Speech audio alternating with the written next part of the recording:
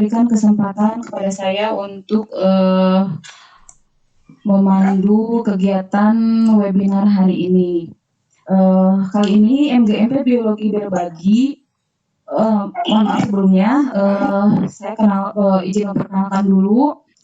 Nama saya Deda Pranida, saya dari MA Syarikat Islam Parakan Sawah Kabupaten Sukabumi. Kali ini MGMP Biologi Berbagi bersama seorang peneliti di bidang sains yang sangat memperhatikan pendidikan, yaitu Bapak Heri Setiadi MSI. Beliau dari Simeo Kitab in Science ya, akan berbagi pengalamannya, ilmu yang pastinya tentunya sangat bermanfaat ya. Dan malam ini pemateri akan mengupas tuntas tentang mutasi ya. Baik, sebelum memulai materi malam ini, saya bacakan dulu susunan acaranya. Yang pertama pembukaan yang pernah saya tadi buka, kemudian yang keduanya pemaparan materi, yang ketiganya sesi tanya jawab, dan terakhir penutup. Baik, kita lanjutkan ke susunan acara yang kedua. Kita langsung saja ya, langsung ke pemaparan materi yang akan disampaikan oleh Bapak Heri Setiadi MSI. Untuk CV beliau bisa langsung, maaf ya Bapak Heri, tanya saya belum menerima CV-nya, jadi untuk CV-nya nanti bisa dipaparkan oleh Bapak Heri. Baik, kepada Bapak Heri saya persilahkan. Ya, baik, terima kasih Ibu Umi. Ya, Bapak Ibu, suara saya terdengar? Iya, jelas sekali. Jelas ya, baik, terima kasih. Alhamdulillah, bismillahirrahmanirrahim. Selamat malam Bapak Ibu.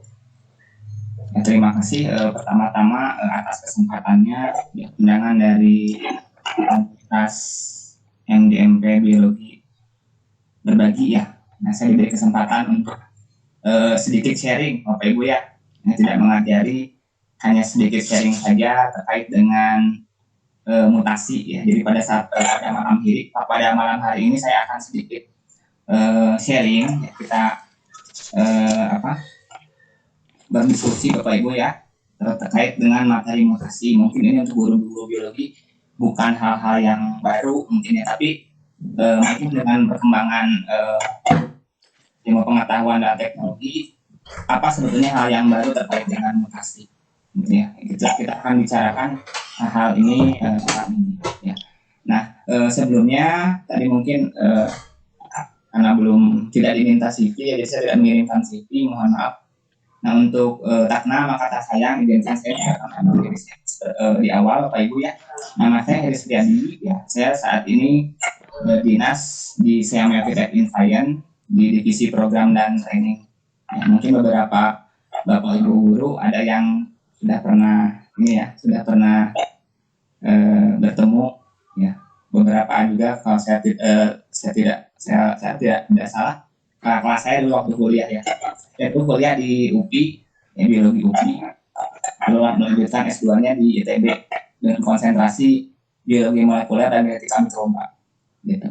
Nah, jadi Bapak Ibu pada malam hari ini kita akan sedikit membahas tentang mutasi ya. Langsung saja Bapak Ibu ya. Nah, jadi kalau kita lihat sebetulnya, nah ini akan kita sampaikan Bapak Ibu bahas pada saat malam hari ini. Jadi ada beberapa hal yang ingin kita bicarakan.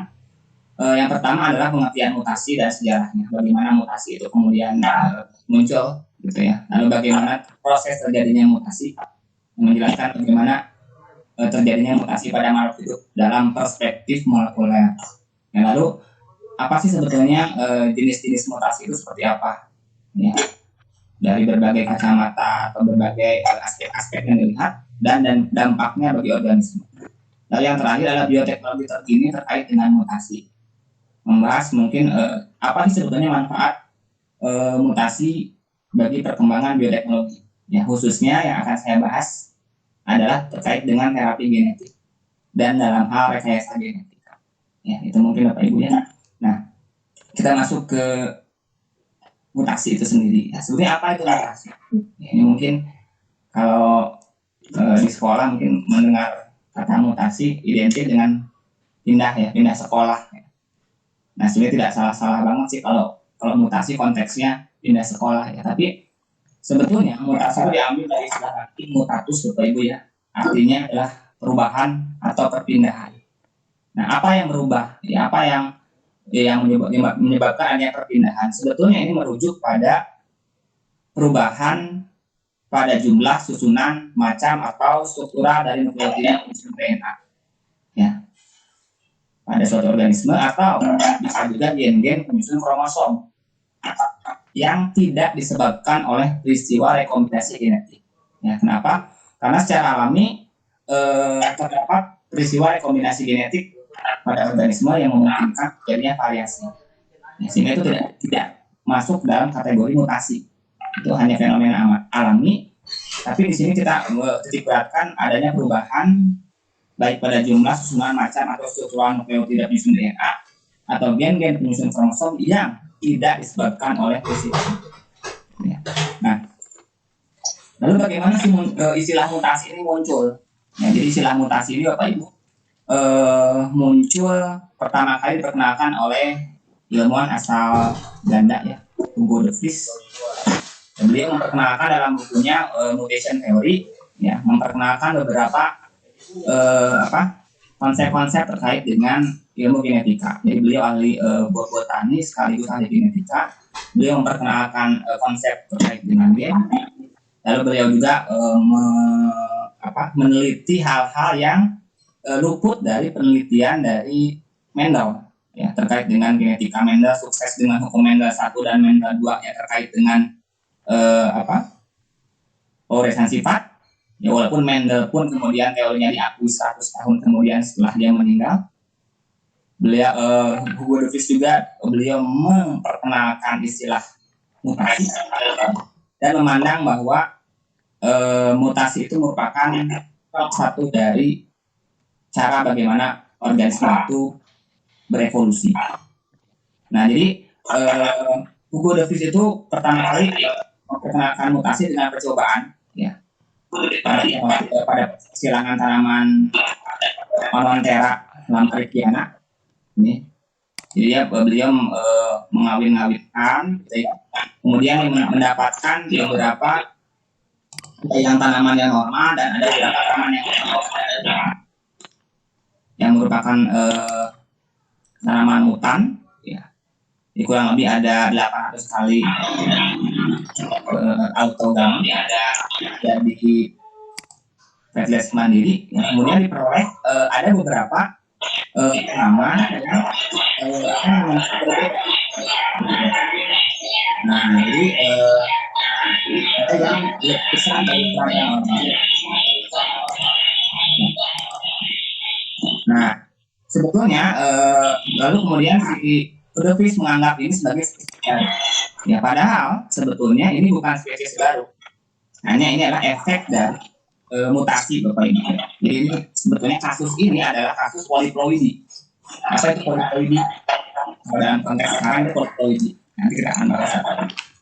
Jadi sebetulnya teknologi pada saat itu belum memungkinkan Hugo de Vries mendapatkan fakta bahwa fenomena itu bukan merupakan spesies baru, tapi itu merupakan penyimpangan sebetulnya, sebagai akibat dari duplikasi kromosom, ya. Namun pada saat zaman itu ya belum terdeteksi karena fasilitas penelitian pada saat itu belum memadai, begitu. Ya. Nah ini Bapak Ibu ya, ini beberapa percobaan yang dilakukan oleh beliau. Ya. Jadi mirip seperti Mendel. Jadi kalau Mendel fokus dengan visum sativumnya, dengan kacang F-cisnya, ya, tapi kalau beliau fokus penelitiannya dengan Onontera lamarckiana. Kemudian karena dia dari fenomena persilangannya tadi dia mendapatkan tanaman yang ukuran jauh lebih besar, kemudian dia mendeterminasi kemunculan yang baru ini si Onontera gigas itu sebagai spesies baru. Padahal si Onontera gigas kalau kita lihat dalam kacamata sekarang, dilihat dari analisis karyotik, dia merupakan fenomena tetraploid Ibu ya, di mana ploidingnya itu mengganda gitu menjadi 4M, sehingga otomatis ukurannya pun akan lebih besar sebagai dampak dari pertambahan jumlah genomnya gitu.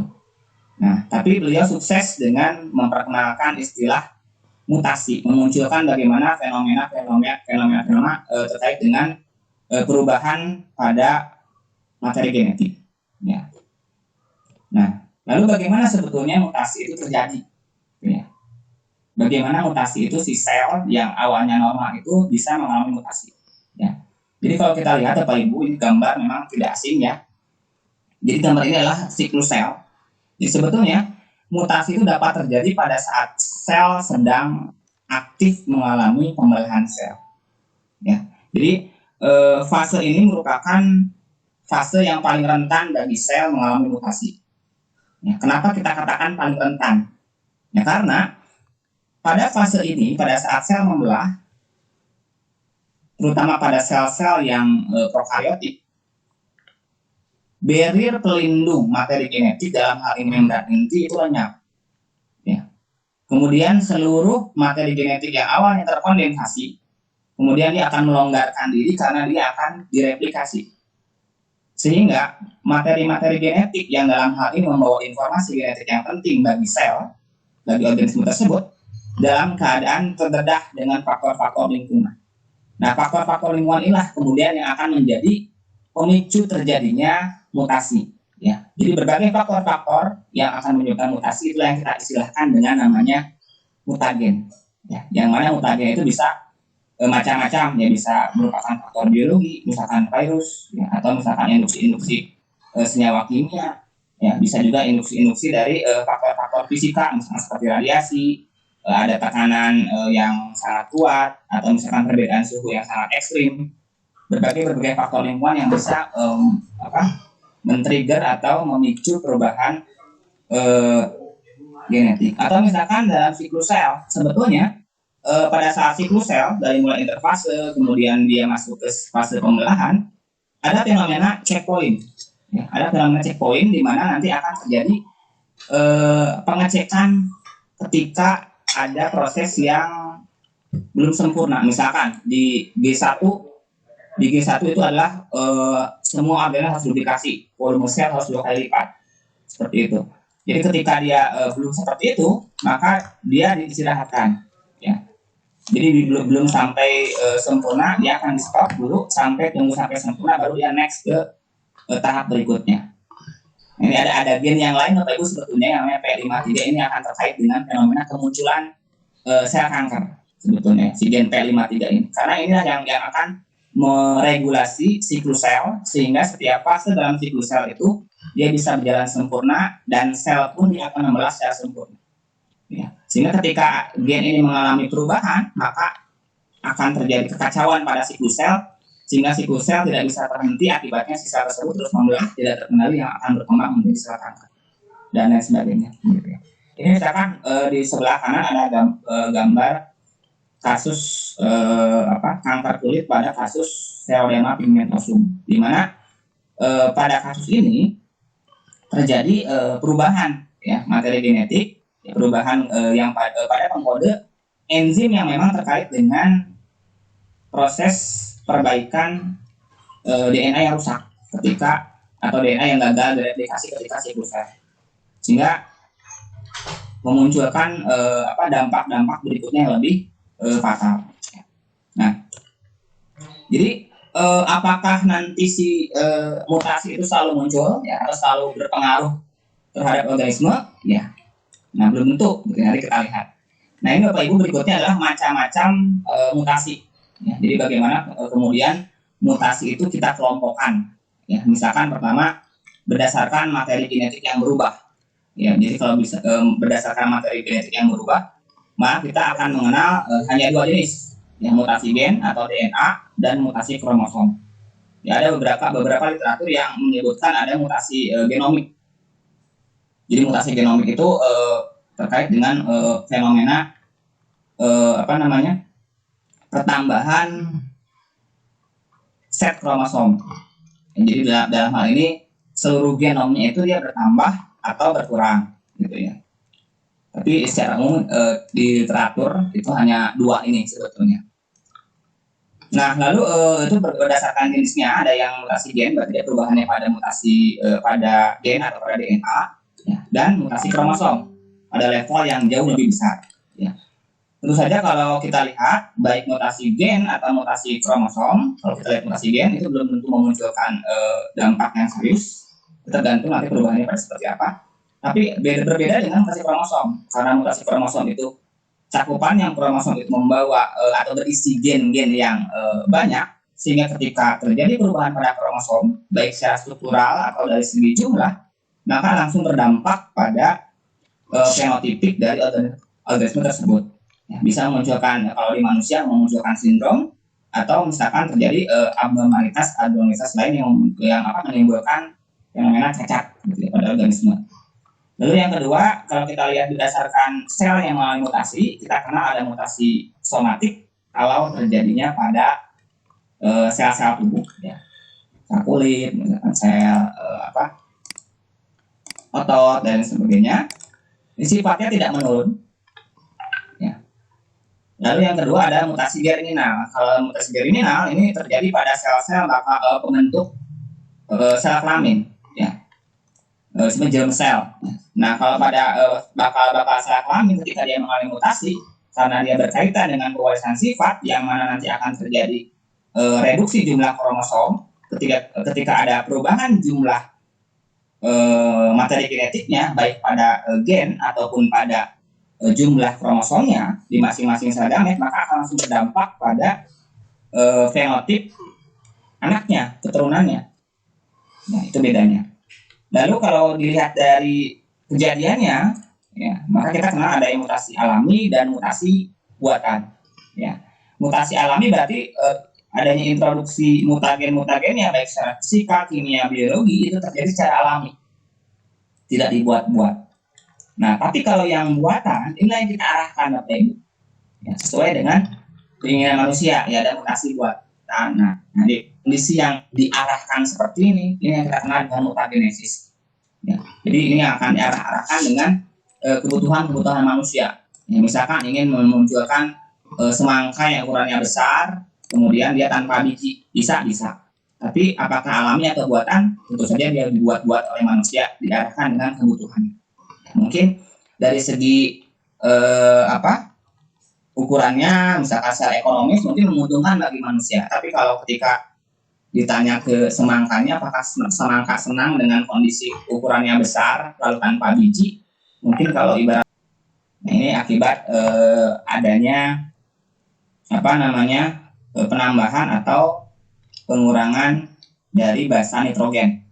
Ya, jadi istilahnya ada insersi ketika dia ada penambahan basa nitrogen, atau dia delesi ketika ada terjadi hilang beberapa nukleotida. Gitu ya. Tentu saja dia bertambahnya atau berkurangnya itu karena faktor-faktor yang tadi, yang gara-gara mutagen itu. Ya, apakah itu ada agen kimia, ada ilustrasi bagaimana kemudian fenomena pergeseran yang disebut sebagai Francis mutation itu akan menyebabkan terjadinya pergeseran rangka baca pada saat sebuah gen, ketika ini ada kodonnya, berarti dia sudah ini dalam hal ini DNA codingnya, ya. DNA codingnya kemudian ketika dia di transkripsi, nanti akan memunculkan protein yang berbeda. Harusnya di sini ada atau misalkan kalau pirimidin ya diganti dengan pirimidin lagi, ya, seperti itu. Jadi diganti dengan basa yang sejenis. Umumnya yang transisi itu akan lebih sering terjadi dibandingkan dengan yang transversi. Jadi kalau transversi ini diganti dengan basa nitrogen yang tidak sejenis, ya. Jadi purin diganti dengan pirimidin atau sebaliknya, gitu. Nah, bagaimana tadi dampaknya bagi ekspresi gen, ya, bagi produk gen tersebut. Nah, jadi di sini ada 3 poin yang menjadi catatan bagaimana kemudian mutasi gen itu bisa berdampak pada produk proteinnya.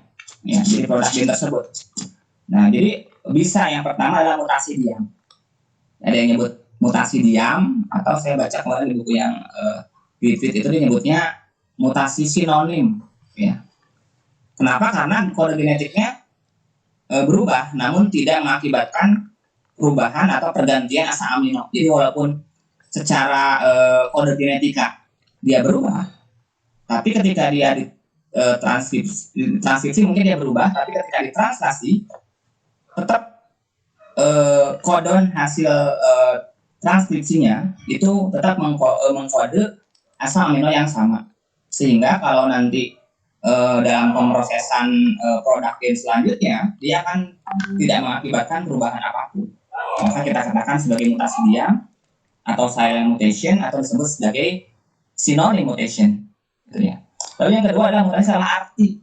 Kalau kode yang dikodekannya tadi akan menyebabkan perubahan pada asam amino yang akan dihasilkannya. Jadi misalkan ini harusnya bahasa kodonnya ketiga itu CCC harusnya prolin, tapi dia berubah menjadi renin, ya. Atau menjadi mutasi tanpa arti, ya. Jadi berubah menjadi codon stop. Bisa dibayangkan ketika misalkan sebuah gen yang panjangnya itu misalkan 1200 bahasa misalkan, kalau misalkan dia 1200 bahasa minimal ketika dia kita bagi 3 ada 400 asam amino yang akan kalau dia ditranslasi secara sempurna, ya. Nah tapi misalkan ketika terjadi nonsense, akan terjadi perubahan di tengah-tengahnya misalkan menjadi stop, sehingga akan menimbulkan terjadinya fenomena translasi yang terhenti di tengah-tengah. Jadi produk yang harusnya proteinnya mengandung atau tersusun dari 400 asam amino, dia jadi berkurang, misalkan jadi 50 asam amino, misalkan jadi 150 asam amino, sehingga produknya akan berkurang lebih kecil. Ya, maka akan menimbulkan juga fenomena DMD, ya, Duchenne muscular dystrophy. Sehingga dia akan terjadi kontraksi otot yang lebih pendek dari yang seharusnya, sehingga akan menimbulkan abnormalitas pada orang-orang yang menderita DMD tadi. Ya. Nah, ini Bapak Ibu contoh bagaimana mutasi gen kemudian bisa mempengaruhi proses splicing mRNA. Ya, jadi kalau pada DNA prokaryotik kita tidak akan menemukan istilah fenomena exon dan intron, karena exon dan intron kita akan temukan pada struktur gen eukaryotik.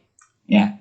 Nah, bagaimana ketika harusnya kan ini intron ini kemudian akan dibuang dengan proses splicing. Jadi ada pemrosesan mRNA setelah dia terjadi transkripsi pembentukan mRNA dari DNA. Harusnya si intron ini dibuang, ya, sehingga akan terbentuk gabungan-gabungan ekson. Walaupun nanti ada yang namanya splicing alternatif, sehingga memunculkan ada fenomena ketika gen walaupun gennya sama, ya, fenotipnya itu belum tentu nanti akan menghasilkan produk yang betul-betul dia sama, ya. Mungkin ada perbedaan sedikit karena nanti ada fenomena alternatif splicing. Nah, Bapak Ibu di sini ketika misalkan terjadi mutasi titik, ya, point mutation pada urutan-urutan intron, ya, yang harusnya dia dibuang, misalkan terjadi pergeseran, maka titik-titik yang harusnya dipotong dia akan dikenali oleh enzim pemotong intron, ya, si SNOPs itu, ya, RNA inti kecil itu. Kemudian dia akan menjadi salah mengenali, sehingga yang harusnya terpotong dia tidak potong karena dia tidak kenal mana situs yang harus dia potong karena situsnya sudah berubah, ya. Jadi beratnya di situ harus sudah, kalau dicari, ya, mana sih yang namanya Harry, ada nggak di situ? Kalau Harry itu saya ganti dengan posisinya jadi Ireh, maka dia nggak akan kenal mana nggak ada Harry, di situ semua ada Ireh, dia nggak akan kenal, maka dia tidak akan potong, sehingga memunculkan ada fenomena intron yang dia bukan gen nyelip di tengah-tengah ekson-ekson, sehingga bisa berdampak pada proses translasi yang bisa menghasilkan abnormalitas juga.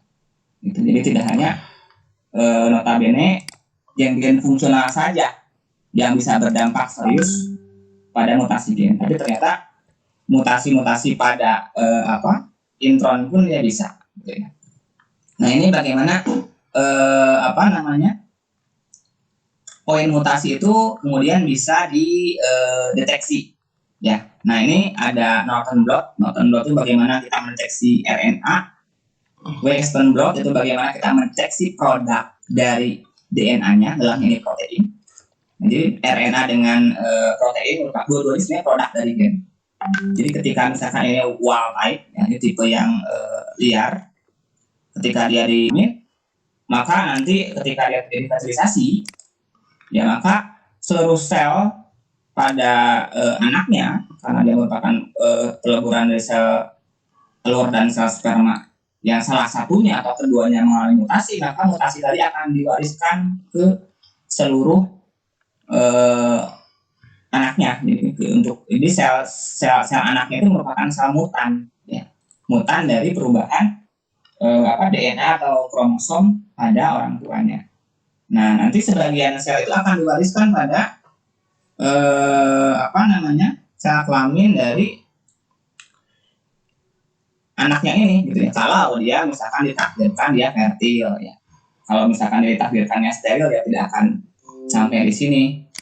Ya, karena mungkin dia tidak hidup atau misalkan dia tidak bisa berproduksi, gitu ya. Karena dia mandul, gitu ya. Susunan gen penyusun kromosom itu bisa berubah. Misalkan dia terjadi aberasi intrakromosomal, artinya dia itu hanya perubahannya pada kromosom tunggal, ya. Jadi hanya dia sendiri yang berubah, gitu ya, tidak melibatkan, tidak ngajak-ngajak gen-gen dari kromosom yang non homolog yang bukan dia sendiri, gitu ya. Jadi bisa misalkan terjadi lesi hilang, ya misalkan contohnya lah segmen nomor 5 hilang, misalkan menyebabkan sindrom Cri-du-Chat, ya ada. Lalu misalkan ada sebagian yang misalkan segmen itu dia terbalik orientasinya, kita kenal ada yang namanya inversi, ya. Ada yang terjadi pada satu lengan, ya, atau misalkan dia beda lengan, jadi beda lengan itu dipisahkan dengan adanya sindrom. Atau misalkan aberasinya itu sifatnya interkromosomal, jadi melibatkan dua kromosom atau lebih. Ya, jadi misalkan dia mengganda, gitu ya, duplikasi, misalkan ada translokasi perpindahan, misalkan dia resiprok atau non resiprok. Misalkan kalau resiprok dia melibatkan dua kromosom non homolog, itu yang berpindah pada segmen yang lain. Atau misalkan Robertsonian, ada dua kromosom yang tipenya telosentrik, kemudian dia seolah-olah dia gabung. Kamu teman saya ya kayaknya. Jadi digabung seolah dia jadi kromosom yang tunggal, gitu ya.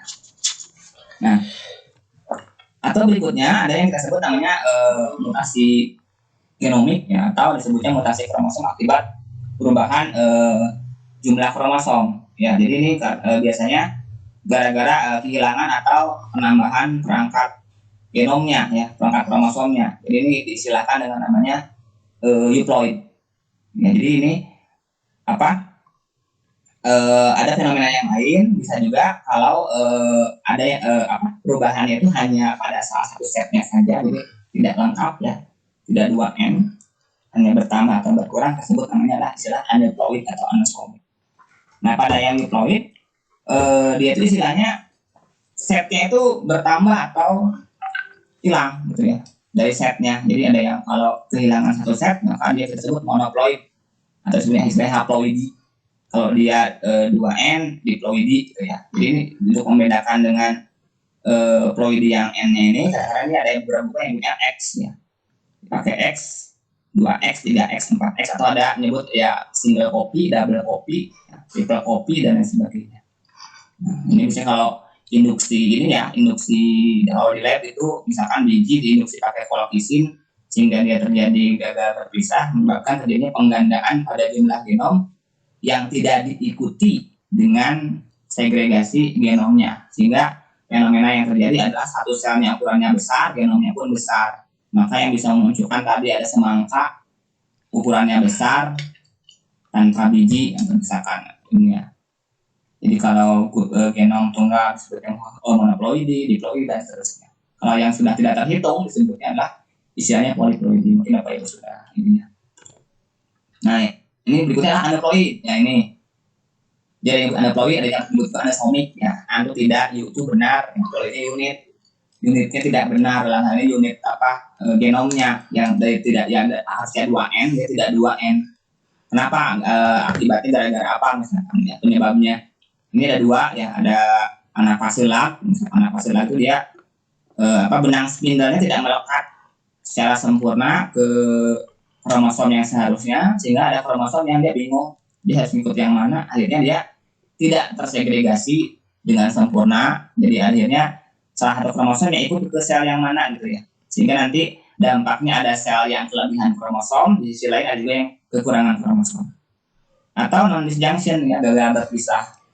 Ini salah satu dia gagal tersegregasi, kemudian tertarik ke salah satu kutub, kemudian nanti akan ada sel yang kekurangan kromosom, di sisi lain ada sel yang kelebihan kromosom. Nah, ini akan berdampak serius ketika terjadi pada sel-sel gamet. Maka nanti anaknya ketika dia sel gamet yang mengalami mutasi ini berhasil happy ending terjadi fertilisasi, maka si zigot itu bisa dipastikan itu akan mengalami kelainan atau kita kenal dengan sindrom yang bermacam-macam. Misalkan ini dampaknya kita sebut ada dua ya, kekurangan atau kelebihan jumlah kromosomnya. Kalau kekurangan kita sebut hipoploidi, kalau kelebihan kita sebut namanya hiperploidi. Jadi biasanya hipoploidi dan hiperploidinya itu maksimal 2, karena kalau dia sudah kekurangannya atau kelebihannya lebih dari 2, itu biasanya dia menjadi embrio yang letal atau embrio yang abortif, dia tidak akan berkembang. Nah, ini kekurangan misalkan yang monosomik ya, ada sindrom Turner, yang polisomik, ini biasanya dia letal. Misalkan yang kelebihan, tergantung kelebihannya berapa gitu ya. Kalau dia kelebihan 1 istilahnya trisomik, kalau kelebihan 2 tetrasomik. Biasanya yang hidup namun cacat ini yang trisomik gitu ya. Seperti itu. Biasanya saya mengingat dari operasi penjumlahan gitu ya. Kalau ini monosomik kan 2 kurangi 1, 1 kan mono, 2 kurangi 2 kan 0, 2 tambah 1 kan 3 trisomik, 2 tambah 2 kan 4 tetrasomik. Itu hanya trik saya untuk mengingat ya. Dulu kan kalau siswa kadang-kadang suka ini ya, negara Sunda mah ya saya ingat gampang juga ini ya, lupa. Mengingatnya susah tapi lupanya pun susah lebih mudah lupa malah kadang-kadang ya. Nah, ini misalkan contoh dari dampak trisomik ya pada organisme, kita memunculkan istilahnya Down syndrome. Ya bagaimana fenomena bertambahnya satu segmen kromosom pada kromosom 21 bisa berdampak pada fenotipiknya gitu ya, menghasilkan sindrom. Ya, sesuatu kalau yang berlebihan pun kan tidak baik ya. Sama halnya dengan kromosom. Kromosom pun harus 2N, kalau kelebihan pun ya bukannya baik tapi malah tidak baik sehingga menghasilkan sindrom. Begitu yang kekurangan. Ini fenomena Down syndrome itu memunculkan fenotipik yang khas ya, mulai dari mongolism, kemudian dia dahi dengan hidung yang sangat pendek, terus dia terlihat seperti sebenarnya somea ya, murah senyum ya kan, dia karena dia dahi dengan yang tertarik sehingga dia seperti yang murah senyum ya, senyum ya terusnya seperti itu. Nah, itu contoh kasus dari adanya kelainan aneuploid atau anosomik yang terjadi pada manusia. Nah, lalu bagaimana kemudian aspek-aspek bioteknologi atau manfaat-manfaat mutasi untuk kehidupan manusia misalkan, atau misalkan terkait untuk perkembangan ilmu pengetahuan. Nah, dulu mungkin mutasi ini bisa digunakan untuk pencarian bibit unggul ya, dengan fenomena radiasi. Jadi biji diradiasi misalkan, tapi konvensional ya. Kemudian si bijinya itu ditanam secara acak, mana yang hasilnya produknya bagus, mana yang kurang bagus gitu. Yang bagus kemudian dia dijadikan sebagai bibit yang akan dikembangkan lebih lanjut. Tapi kan ini prosesnya adalah lama dan mutasinya pun terjadi secara acak. Indikator bagus atau tidaknya pun akan sulit gitu ya, karena dia relatif dan penelitinya juga. Lalu belum lagi masalah-masalah yang lain ya, kita misalkan nanti terkait dengan fenomena sterilisasi gitu ya, bisa juga cuma terkait dengan ini sih aplikasi dari mutagennya makanya. Nah, bagaimana dengan perkembangan bioteknologi terkini terkait dengan mutasi? Ya. Nah, misalkan terkait dengan sekarang Bapak Ibu ya, sekarang kita masih dalam kondisi pandemi COVID-19 ya. Bagaimana para ilmuwan itu kemudian bisa mengetahui adanya mutasi-mutasi yang terjadi pada gen. Ya, bagaimana kemudian kita setiap orang itu dilahirkan unik. Nah, karena ada satu atau dua basa yang berbeda dari yang lain. Kita mengenal ada yang namanya SNPs, ya, single nucleotide polymorphism. Jadi adanya perbedaan basa nitrogen yang jenis 1 atau 2 ini akan menyebabkan adanya perbedaan fenotip pada seseorang, walaupun gennya itu sama. Seperti itu. Nah, begitu juga dengan peristiwa mutasi. Jadi dengan analisa yang mirip seperti SNPs, perubahan pada satu basa nitrogen itu bisa terdeteksi. 1 atau 2 itu bisa terdeteksi dengan bioinformatika. Jadi ketika kita punya suatu gen, ya, dengan teknologi yang sekarang sudah ada dengan PCR dan sebagainya, dengan metode sequencing untuk menentukan urutannya, kemudian dengan metode bioinformatika, jadi semua yang menganalisis komputer. Kita bisa tahu ketika misalkan kita menganalisis gen hidung misalkan ya, harusnya gen hidung itu ada bentuk hidung, kenapa sih bentuk hidung beda-beda gitu. Apa yang menyebabkan misalkan terjadi perbedaan bentuk hidung? Ternyata setelah analisis SNPs ada yang berbeda itu pada urutan bahasa yang urutan sekian misalkan ya. Tiba-tiba ada yang bentuk yang aneh gitu ya, si hidungnya tuh. Maka ada yang ini kan disebut sebagai misalkan mutan, ya, ini kok ini beda sendiri misalnya apakah ini mutan? Bagaimana kita mengetahui ada yang keunikan tadi? Maka ketika ada terjadi keunikan di mana yang lain tidak punya, nah ini yang bakal terjadinya mutasi gitu ya. Misalkan kalau misalkan itu di bakteri atau di virus itu kan mereka laju mutasinya itu sangat cepat karena tidak ada barrier pelindung untuk materi genetik dan mereka materi genetik lebih sederhana. Apalagi bakteri kan tidak ada istilahnya intron, semuanya ekson, sehingga perubahan sedikit akan menyebabkan terjadinya perbedaan pada sifat mereka. Gitu. Nah, misalkan ini ada beberapa contoh kelainan-kelainan pada manusia yang disebabkan oleh mutasi, gitu ya. Misalkan ada hemofilia, gen yang terlibatnya faktor ke-9 dari pembekuan darah. Ini terjadi polymutation pada promoternya, ya, pada urutan gen yang terlibat dengan inisiasi, ya, proses transkripsi misalkan ya, dia menyebabkan terjadinya berbagai kelainan. Berikut juga dengan yang penyakit yang lain, ACS disease, ya, sickle cell anemia, beta thalassemia yang menyebabkan terjadinya abnormalitas pada globinnya. Nah, apakah kemudian masalah-masalah atau kelainan-kelainan ini itu bisa diperbaiki? Gitu ya. Bisa diperbaiki nggak? Misalkan ketika kita tahu gen spesifik mana yang mengalami kerusakan, kita tahu kan misalkan ya rusaknya adalah gen HA, apakah itu bisa diperbaiki ketika kita sudah tahu orangnya itu sudah lahir dan kemudian dia cacat? Nah, mungkin dulu itu menjadi hal-hal yang mustahil, tapi dengan perkembangan teknologi sekarang minimal bisa mengurangi sel-sel yang memiliki gen-gen yang abnormal tadi kita ganti dengan gen yang abnormal tadi dengan yang gen yang normal. Dengan apa? Nah, kita punya perkembangan yang namanya terapi genetik. Ya, jadi terapi genetik itu kemudian berkembang untuk mengganti gen-gen yang mutan, ya, yang menyebabkan penyakit itu dengan salinan gen-gen yang normal. Ya, dengan atau misalkan menginaktivasi atau membungkam, ya, knock out atau knockdown, ya. Jadi bisa dibungkam, ekspresinya dihilangkan sama sekali, atau di knockdown dikurangi ekspresinya, ya.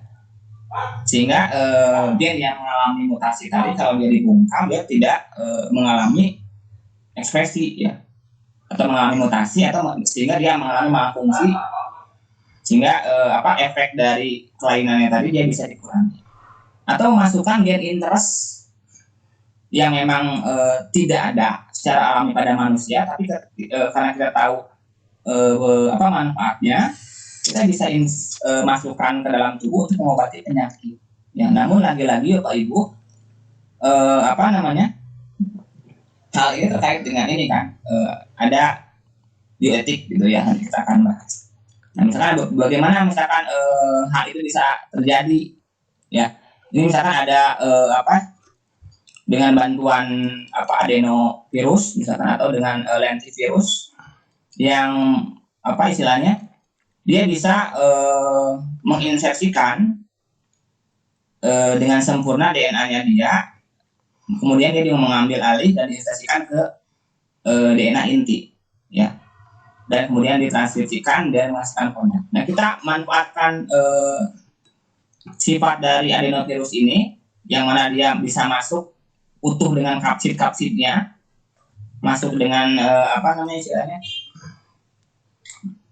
endositosis, ya, kemudian dia di package ya dengan vesikula, kemudian setelah dia sampai ke pori inti, kemudian dia baru si kapsidnya hancur, kemudian nanti dia materi genetiknya masuk. Nah, ini gen penyebab atau penyakit pada si virus ini kita hilangkan, kemudian kita ganti dengan gen interest, sehingga dia bisa memunculkan gen-gen yang kita inginkan untuk bisa terekspresi di orang tersebut atau di sel tersebut yang kita tahu dia selnya abnormal. Namun ketika dia diaplikasikan untuk manusia, lagi-lagi ini efeknya itu transien, hanya sementara. Ketika si sel tersebut mati gara-gara karena sel punya umur, ya, gara-gara penuaan sel kemudian dia mati, maka efek dari terapi gen yang tadi hilang bersama si sel tadi. Nah, karena makanya dia menjadi transien, sementara, harus terus continue di terapi gennya, tidak seperti kayak obat, ya. Nah ini terapi genetik itu sebenarnya ibarat buah si malakama, ya. Jadi dia di sisi lain dia itu baik, tapi di sisi lain juga dia ada dampak sosialnya, ada isu-isu bioetika terkait dengan terapi genetik ini. Bagaimana kemudian kita mengetahui suatu gen itu yang mengalami mutasi itu buruk atau baik? Ya, ketika dia mutasi malah jadi ganteng, kan dia nggak jadi buruk, ya. Nah, siapa yang memutuskan kemudian dia normal atau abnormal? Ya. Kemudian karena dia itu butuh ahli, menyebabkan biayanya lebih tinggi, lebih mahal, sehingga terapi genetik itu seolah-olah dia menjadi milik orang kaya, ya, milik orang-orang yang memang dia punya uang untuk berobat, ya, seolah dia seperti itu. Nah, menjadi jurang pemisah gitu kan, sehingga ketika ada aplikasi luas, kemudian apakah nanti secara sosial ekonomi akan berdampak sosial juga, kemudian apakah nanti orang-orang mau menerima beragam terapi-terapi genetik seperti ini, atau misalkan dengan sifat manusia yang tidak puas, ini bisa menjadi membahayakan. Misalkan ketika ada satu gen yang dianggap oleh dia, misalkan dia sebenarnya sempurna, tapi dia ingin meningkatkan potensinya, si gennya melebihi dari yang normal, ini kan jadi membahayakan. Mungkin nanti operasi plastik jadi nggak laku, tapi lebih ke lewat terapi genetik saja, gitu ya. Ini kan jadi membahayakan, ya, gitu. Nah, ini Bapak Ibu, yang berikutnya yang tidak jauh membahayakan sebenarnya ini terkait dengan perkembangan ilmu juga, ya. Ada yang namanya terapi genetik, atau misalkan isunya ini sih bukan terapi genetik, kalau ini mah genome editing, ya. Bagaimana mengedit genom, ya, memanfaatkan ini prinsip ada namanya CRISPR, ya, CRISPR-Cas9, ya. Jadi CRISPR-Cas9 itu dia adalah sebetulnya secara alami mekanisme pertahanan dari bakteri. Nah, jadi CRISPR ini merupakan akronim dari Cluster Regularly Interspersed Short Palindromic Repeats. Nah, jadi ada beberapa urutan-urutan yang palindrom, ya. Palindrom itu urutan-urutan DNA yang dibaca dari kiri dan dari kiri ke kanan atau dari kanan ke kiri, itu urutannya sama, ya. Misalkan kayak apa ya, CA, ya pokoknya dari kiri ke kanan dia sama lah ya. Nah, ini tuh urutan yang khas pada beberapa bakteri ya. Jadi biasanya tidak hanya bakteri sih. Ini cuma kasus ini adalah kasusnya pada bakteri. Nah, jadi sebetulnya CRISPR ini ternyata urutan-urutan yang palindromik ini, jadi di sini ada yang repeat ya Bapak Ibu. Kalau kita lihat ini kasus pada Streptococcus thermophilus, bakteri yang digunakan untuk ini ya, yogurt bersama dengan Lactobacillus bulgaricus. Ini pada locus CRISPR-nya dia ada urutan DNA yang repeat ya, urutannya ini. Nah, ini kayak ini tadi G T T T T G T T T. Yang ini kan dari kiri kanan bacanya sama ya. Ini. Nah, ini maka kita sebut dia kalau ini kita tutup. Nah, ini kita sebut namanya urutan yang palindrom. Nah, ini adalah ciri-ciri dari segmen-segmen yang merupakan segmen yang CRISPR tadi. Nah, ternyata dia ada spacer, ada urutan yang tidak diketahui nih, yang beda-beda, yang urutan itu ternyata unik. Sebetulnya urutan unik ini tuh untuk apa ya? Nah, ternyata si spacer ini tuh adalah bentuk dari fenomena pertahanan bakteri melawan serangan bakteriofag, serangan virus yang menyerang dirinya. Ya. Jadi sama ternyata bakteri seperti manusia ya, ada kekebalan innate yang sifatnya bawaan dengan kekebalan yang adaptif ya. Nah, ternyata ketika dulu kita mengenal ada enzim restriksi ya, ada endonuklease, itu kan memang fenomena yang dari beberapa literatur yang saya baca, begitu cara alami bakteri untuk melawan bakteri ya. Tapi dengan fenomena si CRISPR ini ternyata bakteri itu bisa mengembangkan cara untuk bertahan ketika virus yang menyerang dirinya itu beraneka ragam ya. Nah, di sini ada leader. Nah, leader di sini itu dia adalah nanti segmen urutan yang sangat spesifik tergantung dia akan mengenali siapa. Dalam hal ini si bakteriofagnya. Nah, sebetulnya si repeat ini kemudian bisa kita gabungkan ya dengan sini nih, ada yang Cas ya. Jadi Cas ini tuh dia berasosiasi dengan si CRISPR locus ini ya. Si Cas-nya itu adalah untuk memfasilitasi fungsi dari si kompleks CRISPR ini untuk memotong-motong sebetulnya nanti materi genetik dari virus. Jadi Bapak Ibu ketika bakteri tersebut misalkan terjangkit dengan virus, si bakteri ini kemudian menyimpan bagian dari virus, segmen-segmen potongan-potongan kecil dari si genom virus tadi ya, untuk menyusun ini ya, sistem si CRISPR case ini, sehingga ketika virus yang sama menyerang si bakteri ini, dia tidak akan menyerang karena dia sudah tahu, oh ini kamu sudah pernah menyerang saya. Kemudian dengan sistem ini dia akan memotong-motong si genom virus tadi, bakteriofag yang menyerang tadi, yang sudah pernah menyerang si bakteri ini.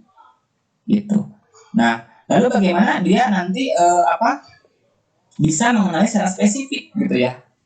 Jadi misalkan karena ini di sini itu nanti dia ada leader. Nah, leader itu sebetulnya adalah gen yang akan urutan nukleotida yang memang secara spesifik itu dia sudah miliknya si untuk mengenali si DNA atau si RNA-nya si ini bakteriofag tadi, DNA bakteriofag tadi, sehingga dia tidak akan salah gitu. Jadi nah, ini bagaimana kemudian si aplikasi ini kita gunakan untuk mengedit terjadinya kerusakan secara spesifik. Ya misalkan ini kasusnya adalah si Susan ya. Susan ini menderita sickle cell anemia ya, akibatkan oleh single DNA letter mutation. Jadi ada mutasi pada urutan spesifik ya. Nah, kemudian di sini kita harus membuat Bapak Ibu guide RNA ya. Jadi guide RNA itu sebenarnya sepotong urutan RNA pendek ya, dia ukurannya sekitar 20 atau 20-an pasang basa ya. Nah, sebetulnya ini itu adalah pemandu siapa? Protein case ya. Protein case dia adalah protein yang berfungsi untuk memotong-motong genomnya virus ya, memotong-motong pada titik yang tepat gitu ya. Nah, jadi si pemandu ini sebenarnya urutan yang memang dia spesifik, tergantung misalkan kalau saya ingin si Susan ini yang diperbaiki adalah sickle cell anemia gennya, ya gen yang penyebab yang mengkode untuk yang menyebabkan kelainan ini. Ketika kita tahu urutan gennya, misalkan dari ibaratnya urutan 1 sampai 100 yang mengalami mutasi itu urutan yang ke 16 misalkan. Maka kita hanya cukup mengetahui urutan dari nomor 1 sampai dengan urutan nomor 20 misalkan. Yang lainnya nggak usah, karena kita sudah tahu yang berubah itu pada urutan ke-16. Nah, kita harus tahu urutan yang awalnya, ya dari awal sampai akhir. Nah, si guide RNA itu dibuat itu adalah komplement dengan yang gen yang normal yang sebenarnya gitu ya. Tapi memuat nanti urutan yang akan kita ubah. Hanya itu memandu untuk memastikan nanti si kompleks CRISPR Cas9 itu dia tidak salah nempel ke gen yang mana gitu ya, ke segmen yang mana, jadi dia tidak salah bekerja, salah memotong ya. Nah, nanti berikutnya nanti kita sisipkan gen yang normalnya, yang betulnya. Nah, nanti dengan si Cas1 dia akan mengganti browning ya, lebih cepat coklat gitu ya, karena ternyata ada enzim yang namanya polifenol oksidase gitu ya. Nah, enzim ini yang akan menyebabkan percepatan browning tadi. Nah, bagaimana kemudian si gen ini itu dihilangkan gitu ya, diganti dengan atau inaktivasi. Ternyata dia berhasil mengurangi 30% aktivitas dari gen ini, sehingga menyebabkan si jamurnya ketika dipotong-potong dia sudah tidak mengalami browning lagi. Gitu. Ini sebetulnya terkait dengan genetic modified ya, GMO ya. Tapi dia beberapa ilmuwan kadang-kadang membedakan produk bioteknologi makanan yang menggunakan CRISPR, berbasis CRISPR dengan yang rekayasa genetik, karena prinsip pembuatannya itu dia berbeda. Atau misalkan kalau tidak salah tahun 2017 atau 2018 ada ilmuwan yang mengklaim sudah berhasil mengedit DNA manusia terkait dengan serangan blokir virus HIV. Itu kan ada kontroversi ya, karena dia mencobakannya itu pada manusia. Nah, inilah sebetulnya kalau kita lihat Bapak Ibu, untuk yang CRISPR Cas9 itu seperti apa ya, bencana juga ya, karena takutnya ini digunakan untuk memanipulasi DNA manusia, sehingga kekhawatiran berikutnya adalah ya tadi, misalkan ketika kita ingin kita bisa menguji coba istilahnya dari awal, memang awal satu sel ya, kita bisa ubah-ubah sekehendak kita, bahkan gen-gen yang tidak ada secara alami itu kita bisa masukkan ya. Bahkan ini kan kalau kita lihat yang tadi yang pada kasus sickle cell anemia ini gennya yang terjadi perubahan itu hanya beberapa basa saja bisa digantikan dengan gen yang normal ya, seperti itu. Ini yang menjadi ketakutan. Itu mungkin Bapak Ibu yang bisa saya sampaikan ya untuk yang terkait dengan mutasi ini. Sebenarnya karena mutasi ini cukup luas ya, materinya banyak, mungkin kita bisa buka dalam sesi tanya jawab. Mungkin saya kembalikan ke moderator. Baik, terima kasih pada selaku pemateri, dimana Bapak Ibu materinya luar biasa ya, subhanallah. Materinya cukup singkat tapi jelas, sangat jelas ya Bapak Ibu. Mudah-mudahan itu bisa menambah referensi ilmu buat kita semua dalam nanti penyampaian ke siswa. Baik, untuk selanjutnya kita buka sesi tanya jawab. Gimana Bapak Heri, mau langsung dijawab atau dikumpulkan dulu pertanyaannya? Boleh? Ya, mangga saja. Sebentar. Kalau ada yang bertanya bisa langsung dijawab, saya jawab. Biar tidak lupa. Oh, ini dari silahkan kepada Bapak Ibu yang mau bertanya bisa langsung chat atau raise hand. Ya, Bu. Gimana, Bu? Ya, ada yang raise hand, Deda. Oh iya, soalnya biasanya nggak ini Bu, nggak muncul. Ya, ini ada Adriana Jun. Iya. Raise hand. Saya buka dulu mic-nya ya. Oh iya, silahkan. Nggak muncul saya di saya raise hand-nya. Nggak tahu jaringannya. Iya, nggak tahu jaringannya atau gimana nih, Bu. Oh iya, ini baru ini. Pak Adrian ya. Adrian, silakan Pak Adrian. Oke, baik. Terima kasih, Ibu Gagat. Materi yang sangat menarik, Mas Heri, sangat saintifik. Iya, Pak Adrian. Ya, halo. Bisa dengarkan suara kami? Iya, gimana? Iya. Jelas Pak. Oke, baik.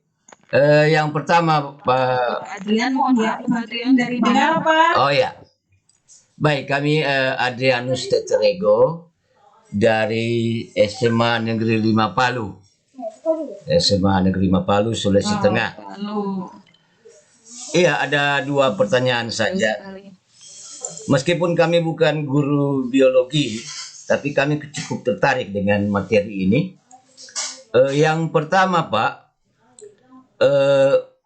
apakah kelainan kulit dan mata pada manusia yang kita sebut albion, kelainan albion, itu masuk pada kategori ini, Pak, mutasi genetika albion yang kami lihat. Ya. Yang kedua, apakah antigen dan antibodi berpengaruh dalam kerja mutasi gen ini, Pak? Terima kasih, hanya itu saja pertanyaan kami. Terima kasih. Baik, saya jawab dulu ya mungkin, Pak Adrian. Terima kasih ya. Terima kasih Pak, walaupun bukan orang biologi ya. Nah, tidak apa-apa Pak, kan ilmu itu bukan hanya milik guru biologi saja. Ilmu biologi itu selama manusia hidup akan terus berkembang, gitu ya. Nah, kita jawab pertanyaan. Saya akan mencoba pertanyaan pertama tadi, mungkin bukan albion, Pak, albino mungkin ya. Nah, albino itu ya, albino, ya. Albino ya. Yang memang dia menurun ya Pak, resesif, yang dia menyebabkan pada penderitanya itu mengakibatkan malfungsi pada proses pigmentasi, ya, pigmentasi kulit. Ya, dalam hal ini pembentukan pigmen melanin, yang mana pigmen melanin itu diambil dari istilah melano. Ya, melano itu artinya hitam. Sehingga ketika sudah beruntung ketika melaninnya banyak, artinya tubuh kita akan terproteksi dari sinar UV. Itulah kenapa pada orang yang menderita albino, maka pigmen melanin itu dia akan hilang, tidak ada, sehingga warna kulitnya menjadi lebih pucat, ya, putih tapi putih banget ya, sampai dengan warna rambutnya pun jadi pirang, agak sampai alis gitu kan, sampai berpengaruh ke mata juga, betul Pak. Jadi dia akan punya kekurangan ketika melihat tempat yang terang, ya, pancar matahari langsung, dia akan lebih cepat silau dibandingkan orang yang lain. Ya, nah ini sebetulnya Pak, kalau dari awalnya itu dari mutasi juga, hanya mutasinya diwariskan. Ya, berarti tadi ada somatik, ada gametik, berarti terjadi pada gametik. Awalnya dia mungkin memunculkan satu satu orang yang kena. Tapi karena terjadi perkawinan makin banyak terjadi migrasi sana sini, dia menyebar, ya. Sehingga fenomena ini ya sebenarnya merupakan proses awalnya dari mutasi juga. Cuma nanti dia bisa menyebar karena apa? Karena perkawinan. Dia bisa muncul karena apa? Karena sifat yang resesif itu dia bertemu. Misalnya ketika ada dua orang normal, tapi dua-duanya merupakan pembawa gen albino, ya gen yang mengalami kerusakan tadi, ketika dia bertemu, maka dia bisa menghasilkan keturunan yang albino. Gitu ya. Lalu yang kedua tadi yang terkait dengan antigen dengan antibodi, apakah dengan berhubungan dengan mutasi? Ya, nah, pengetahuan saya Pak, kalau antibodi dengan sebetulnya terkait dengan bagaimana tubuh kita merespon benda asing. Ya. Jadi kalau kita ada benda asing yang berusaha masuk dalam tubuh kita, maka benda asing itu kita sebut sebagai antigen. Nah, respon tubuh kita terhadap benda asing tadi mungkin nanti akhirnya bisa membentuk antibodi. Walaupun nanti tubuh kita kan sebenarnya agak sakti juga Pak ya, bahkan jauh ada level pertahanan sampai nanti dia akan membentuk antibodi. Tidak secara langsung atau itu satu topik tersendiri Pak terkait dengan sistem imunitas. Gitu. Terima kasih Pak Ardian, mudah-mudahan menjawab ya. Iya, ada satu lagi Pak, lupa saya tadi. Orang kate, maksudnya orang yang perawakannya sangat pendek, yang kate.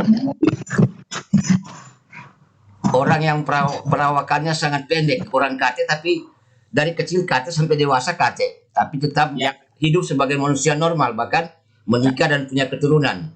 Apakah ini salah satu kelainan mutasi dalam mutasi gen dalam tubuh manusia atau bagaimana Pak?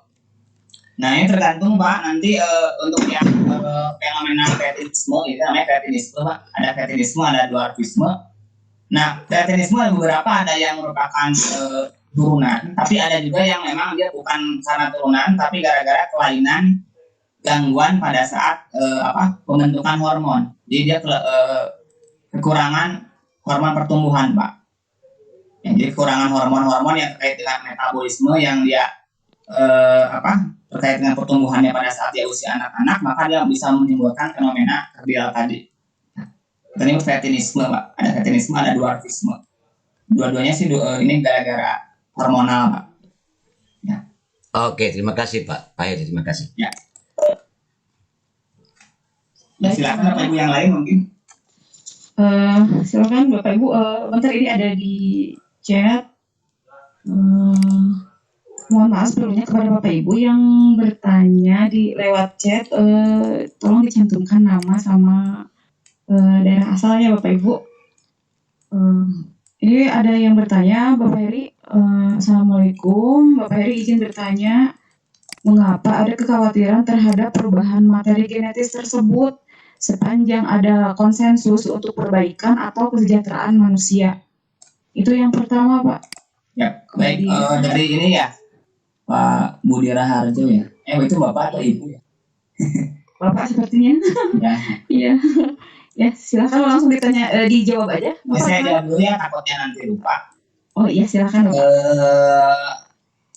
Mengapa ada kekhawatiran? Ya, Bapak Ibu, tidak semua mutasi itu berdampak baik, ya, terutama bagi lingkungan.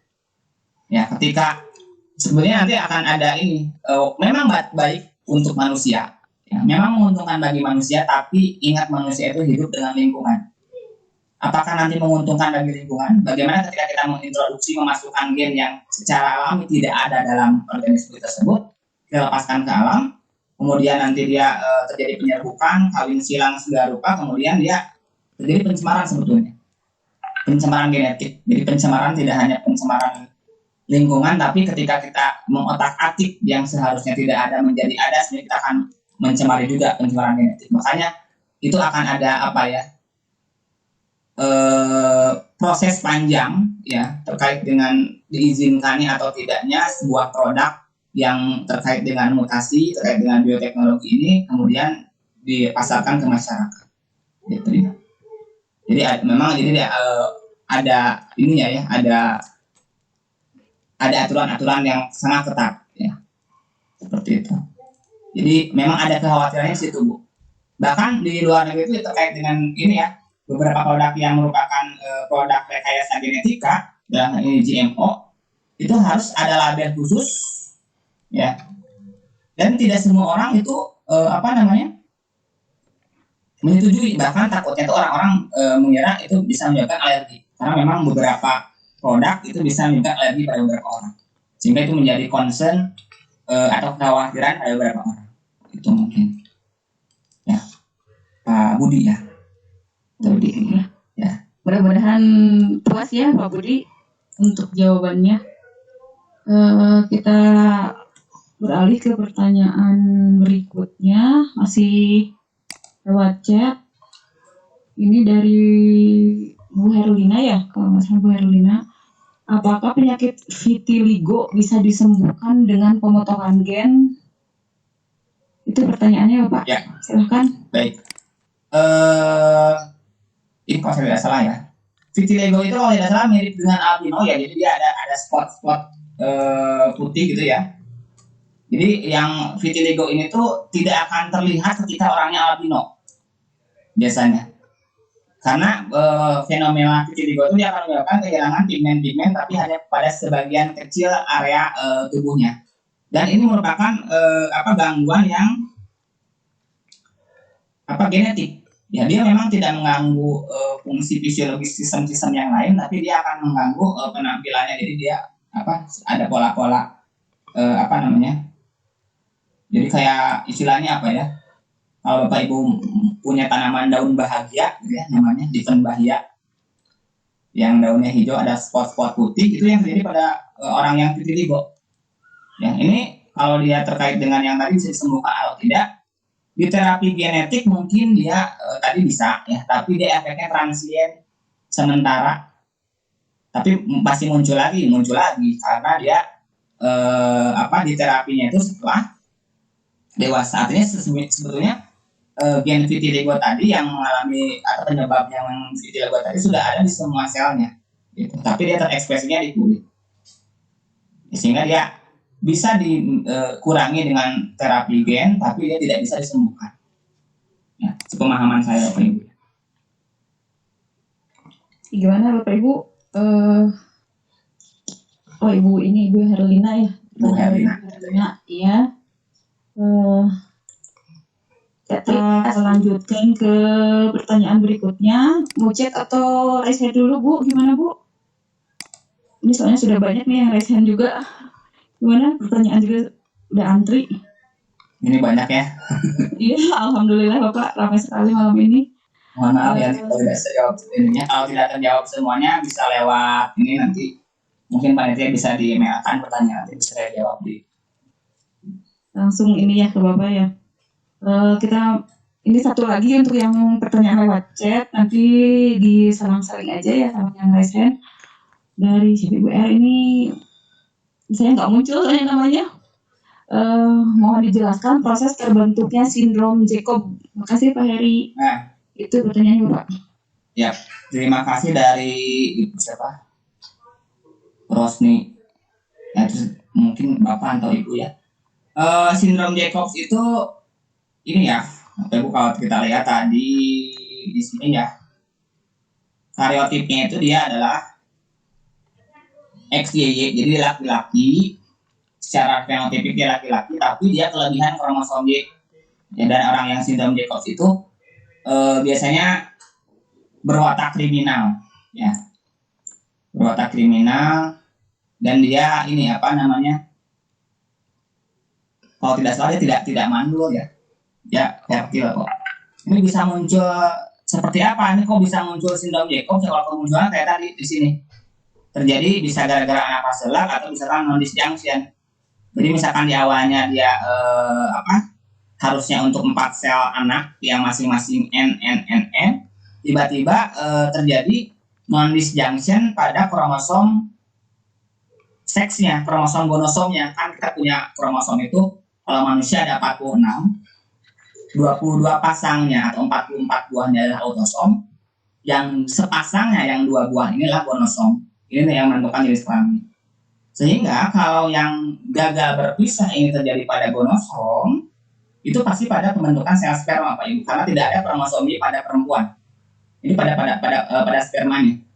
Ya, si Y itu gagal move on, yang harusnya dia YY gitu ya, masing-masing terdistribusi sempurna pada 4 sel masing-masing 2X 2Y gitu ya. Nah, yang YY yang sperma YY ini membuahi ovum yang normal, maka terbentuklah XYY. Lahir sindrom Jacobs. Ya. Kalau sejarah lengkap dari dalam janinnya saya tidak bisa menjelaskan Bapak Ibu ya. Nah, hanya nanti ketika ya nanti si ovum yang normal tadi yang 22 autosom tambah X dibuahi oleh sperma Y yang dia punya 22 autosom dan satu kelebihan kromosom Y, maka dia akan memunculkan bakal zigot yang akan berkembang menjadi janin dan terlahir sebagai bayi yang nanti punya kelainan sindrom Jacobs. Itu mungkin. Ya, terima kasih Bapak jawabannya. Jelas ya Ibu pertanyaannya, apa jawabannya?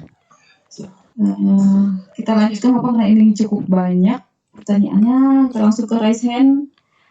Ini ada dari Selamat Widayat ya. Oh, ini Pak Selamat ya.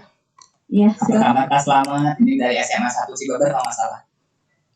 Silakan Bapak. Pak Selamat. Halo Pak Halo, Selamat. Assalamualaikum warahmatullahi wabarakatuh. Pak Heri dan Mbak Heri. Alhamdulillah Pak Selamat, apa kabar? Alhamdulillah akhirnya kita bisa berkomunikasi lagi setelah sekian lama. Alhamdulillah Pak Heri diberi kesempatan untuk berbagi materi dengan kami. Assalamualaikum juga buat host dan buat moderator. Ada orang Pasuruan ya, ada orang Parakan Salak. Waalaikumsalam Bapak. Waalaikumsalam Bapak. Malam. Parakan Salaknya Ayah Balitri itu mungkin sekali waktu bisa, betul ya? Ada Balitri ya. Mohon laras. Bisa dipakai buat buat materi di MGMP Biologi Berbagi nih sekali waktu. Oh, boleh Bapak. Ya itu saya pernah main ke sana. Mau penelitian Bapak? Ya betul. Pak Heri, Udah diantos Bapak. Iya Pak. ya saya mau sedikit nanya nih tentang yang lagi rame aja, yaitu tentang COVID-19. Iya. Tentang virusnya, dia kan virus RNA ya kalau nggak salah ya. Yap. Dan salah satu virus ini kan kita lagi berusaha keras untuk membentuk vaksinnya. Tapi katanya pembuatan vaksin ini kan seperti vaksin untuk virus-virus yang lain yang satu kelompok SARS kemudian MERS dan sebagainya. Itu kan karena virus ini sering sekali bermutasi sehingga kita ada kesulitan menghasilkan vaksin. Bahkan beberapa mutannya katanya bisa lebih agresif dari jenis mutan yang lainnya. Pertanyaan saya sebelum saya nanti ditanya sama anak-anak dan tidak tahu jawabannya, ya kenapa virus-virus ini gampang sekali bermutasi? Ya, apakah karena dia virus RNA atau alasan lain? Kemudian jika virus ini bermutasi, itu apa efeknya kepada si virus tersebut? Ya. Kemudian apa efeknya kepada sel-sel inangnya? Mungkin itu saja pertanyaan saya. Terima kasih, saya menunggu saja di seberang sini. Ya baik. Assalamualaikum warahmatullahi wabarakatuh. Waalaikumsalam. Ya baik, terima kasih Pak Selamat ya. Beliau guru saya ya dulu. Zaman saya masih SMA, beliau suka membimbing siswa-siswanya mengikuti lomba. Dan setelah saya ketemu sama beliau, Mas mahasiswa juga masih ketemu, Mas sudah kerja juga masih ketemu dengan beliau. Alhamdulillah ya. Nah, terima kasih Mas Selamat, pertanyaan yang bagus ya. Kita masih dalam situasi pandemi yang dihadapkan dengan kita sebut bukan organisme virus itu, kita sebut dia adalah partikel hidup. Ya, dia bukan makhluk hidup, dia kan aseluler ya, dia bukan sel, kita sebut dia partikel hidup. Yang mana partikel hidup ini tuh dia menunjukkan ciri hidup di mana dia bisa bereplikasi bukan bereproduksi. ya, bereplikasi memperbanyak diri di sel inangnya, ya. Nah, yang mana setiap virus itu dia punya sel inang yang berbeda-beda, ya. Dia akan spesifik, yang kita ketahui kan si virus COVID-19 ini dia menyerang si sel-sel yang punya reseptor ACE2, ya, yang reseptor ACE2 adanya di mana di saluran pernafasan, pencernaan, di ginjal, gitu ya. Nah, bagaimana kemudian si virus ini menjadi sangat cepat bermutasi, ya, tidak hanya virus, bakteri juga dia cepat bermutasi karena genom-genomnya itu sangat sederhana. Dia kan hanya terdiri dari protein, ya, kapsid yang tersusun dari kapsomer, dan kemudian dia ada materi genetiknya. Yang materi genetiknya pun dia akan ada beberapa yang langsung materi genetik telanjang seperti itu. Ada juga yang dia terinkorporasi bersama protein-protein pelindung. Jadi ada pelindungnya juga supaya mencegah dari kerusakan. Kenapa? Karena dia strukturnya sangat sederhana. Nah, karena strukturnya sangat sederhana tadi, maka dia akan mudah sekali dipengaruhi oleh mutagen. Yang tadi ada sinar UV lah, dari misalkan dari paparan radiasi dari matahari. Kemudian dari berbagai senyawa-senyawa kimia yang memang kita tidak kelihatan, tapi kemudian bisa mempengaruhi dari urutan-urutan basa tadi. Entah mungkin nanti bisa memotong si segmen dari si RNA-nya atau di DNA-nya. Nah, maka ketika dia hilang salah segmennya, itu kan sebenarnya mutasi, ya, terjadi perubahan. Namun kita belum tahu apakah dampaknya itu menyebabkan virus tadi berkembang menjadi sesuatu yang lebih berbahaya, ya, lebih virulen, ya, atau kemudian nanti dia malah menjadi yang non virulen, yang tadinya berbahaya malah jadi tidak berbahaya. Kita nggak tahu itu. Dan kita pun studinya kan masih terbatas. Ketika dia misalkan dia tidak menunjukkan bahaya yang lebih jauh atau bisa lebih bahaya dari awalnya, kan kita kan tidak akan terlihat. Misalkan kayak seperti yang COVID-19, di beberapa orang ada yang menunjukkan gejala yang spesifik, tapi beberapa orang ada yang asimptomatik, ya, sehingga muncul ada yang OTG, ya, orang tanpa gejala, seperti itu. Lalu yang kedua, saya lupa pertanyaannya. Tadi itu yang kedua, Pak Slamet, mohon diingatkan lagi tadi yang kedua. Dampaknya terhadap sel inang.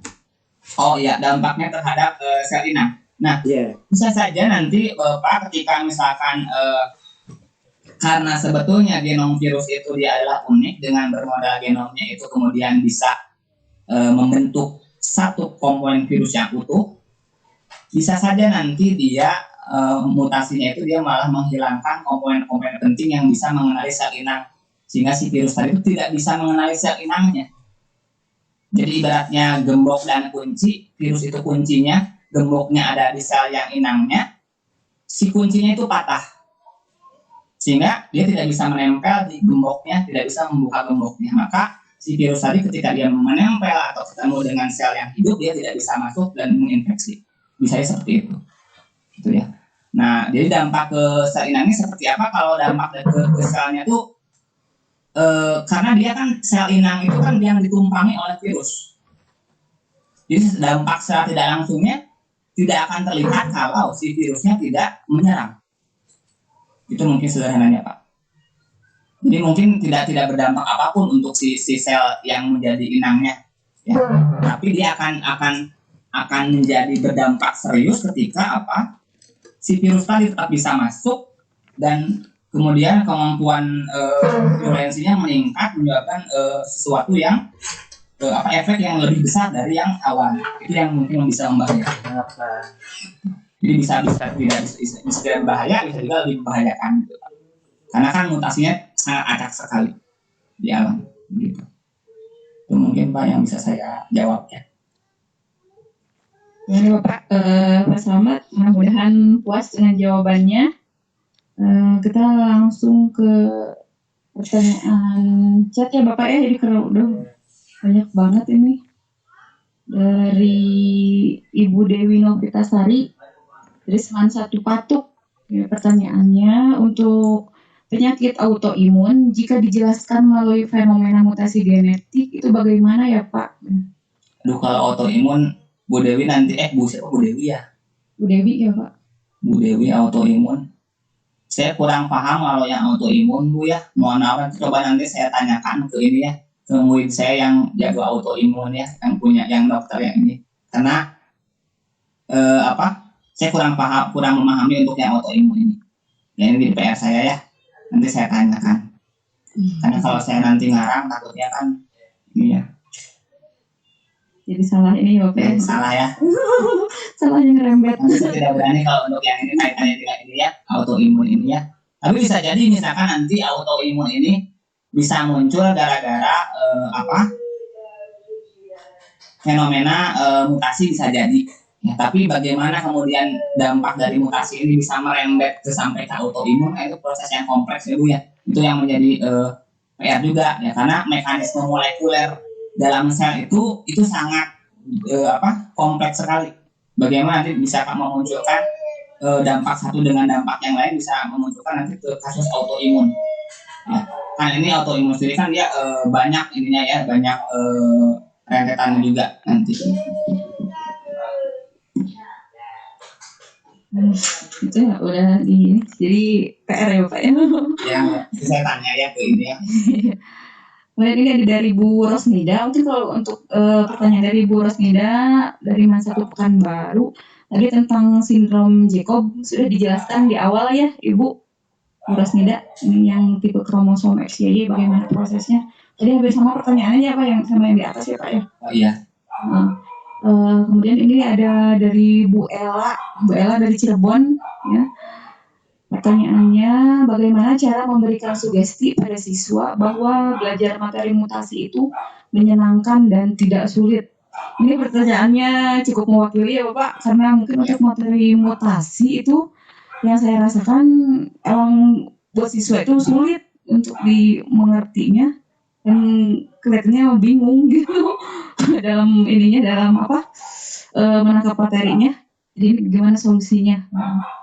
Ya, Pak, silakan. masih harus menjadi menarik sebetulnya tergantung Bapak Ibu ya, tergantung strategi Bapak Ibu nanti di kelas membuat pembelajaran itu menjadi lebih menarik. Ketika saya mengajar metabolisme itu pembelajaran yang tidak menarik, benar tidak?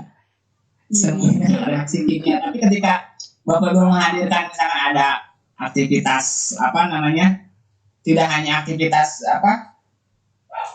pengetahuannya saja, ada yang memicu keterampilan, ada yang memicu kemudian apa sih sebetulnya manfaat mempelajari mutasi ini dalam kehidupan sehari-hari. Ketika Bapak Ibu mendekatkan dengan kehidupan sehari-hari, itu pasti mereka akan tertarik Bapak Ibu. Ya, mudah-mudahan kalau sedang tidak pandemi, bisa anak-anaknya kalau di Bandung sih dulu zaman saya SMA tuh, saya diajak guru saya ke Batan, ke Balai Tenaga Atom Nuklir Nasional. Di situ saya kemudian mengetahui menariknya belajar mutasi. Bagaimana kemudian pegawai-pegawai di sana itu ketika kita masuk ke sana, kita harus netralkan dulu dari radiasi kemungkinan yang dari luar.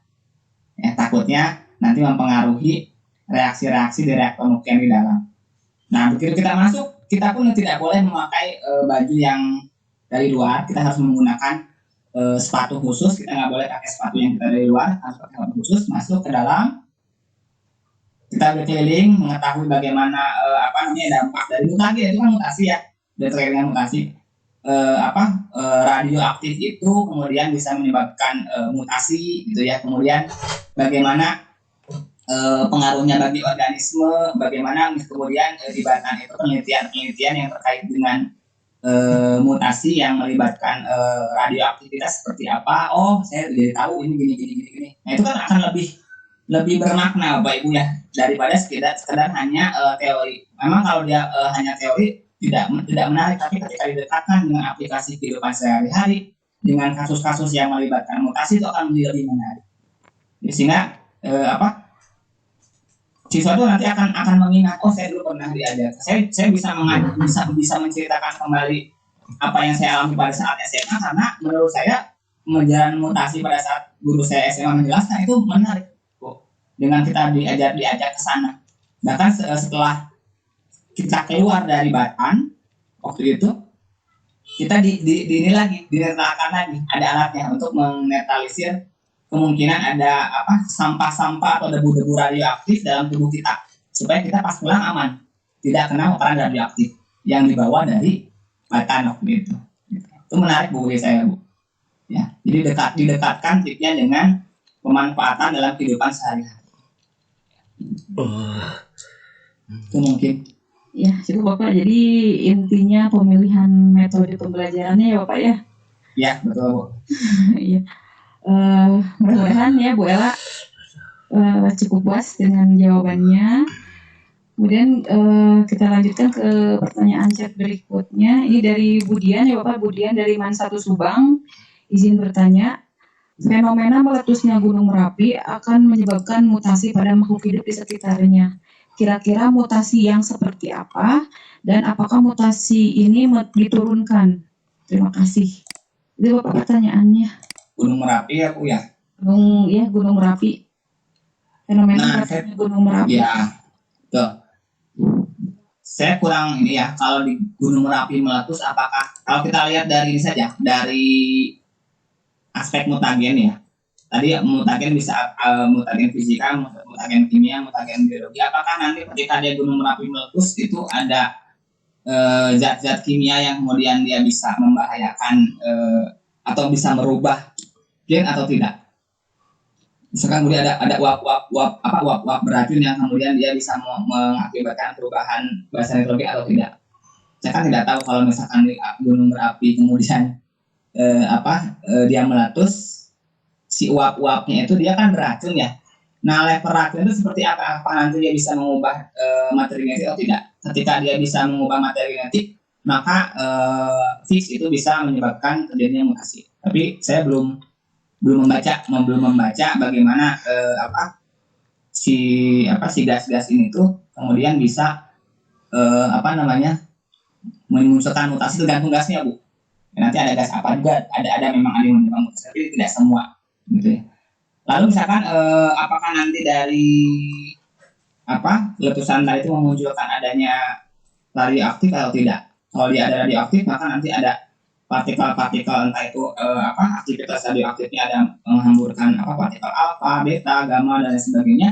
Itu juga bisa memunculkan mutasi karena dia si radiasi itu bisa kemudian memutus ikatan fosfodiester dan merusak ikatan hidrogen sehingga segmen itu terputus, kemudian bisa jadi hilang ya, kemudian dia segmen bisa mutasi. Tapi kalau dia misalkan gennya kemudian dia hilang atau dia terjadi mutasi, tergantung juga apakah dia terekspresi atau tidak. Kalau dia mutasinya hanya pada satu sel, kemudian selnya itu mati hilang, ya maka perubahan tadi hilang, maka tidak akan berdampak apapun pada organismenya.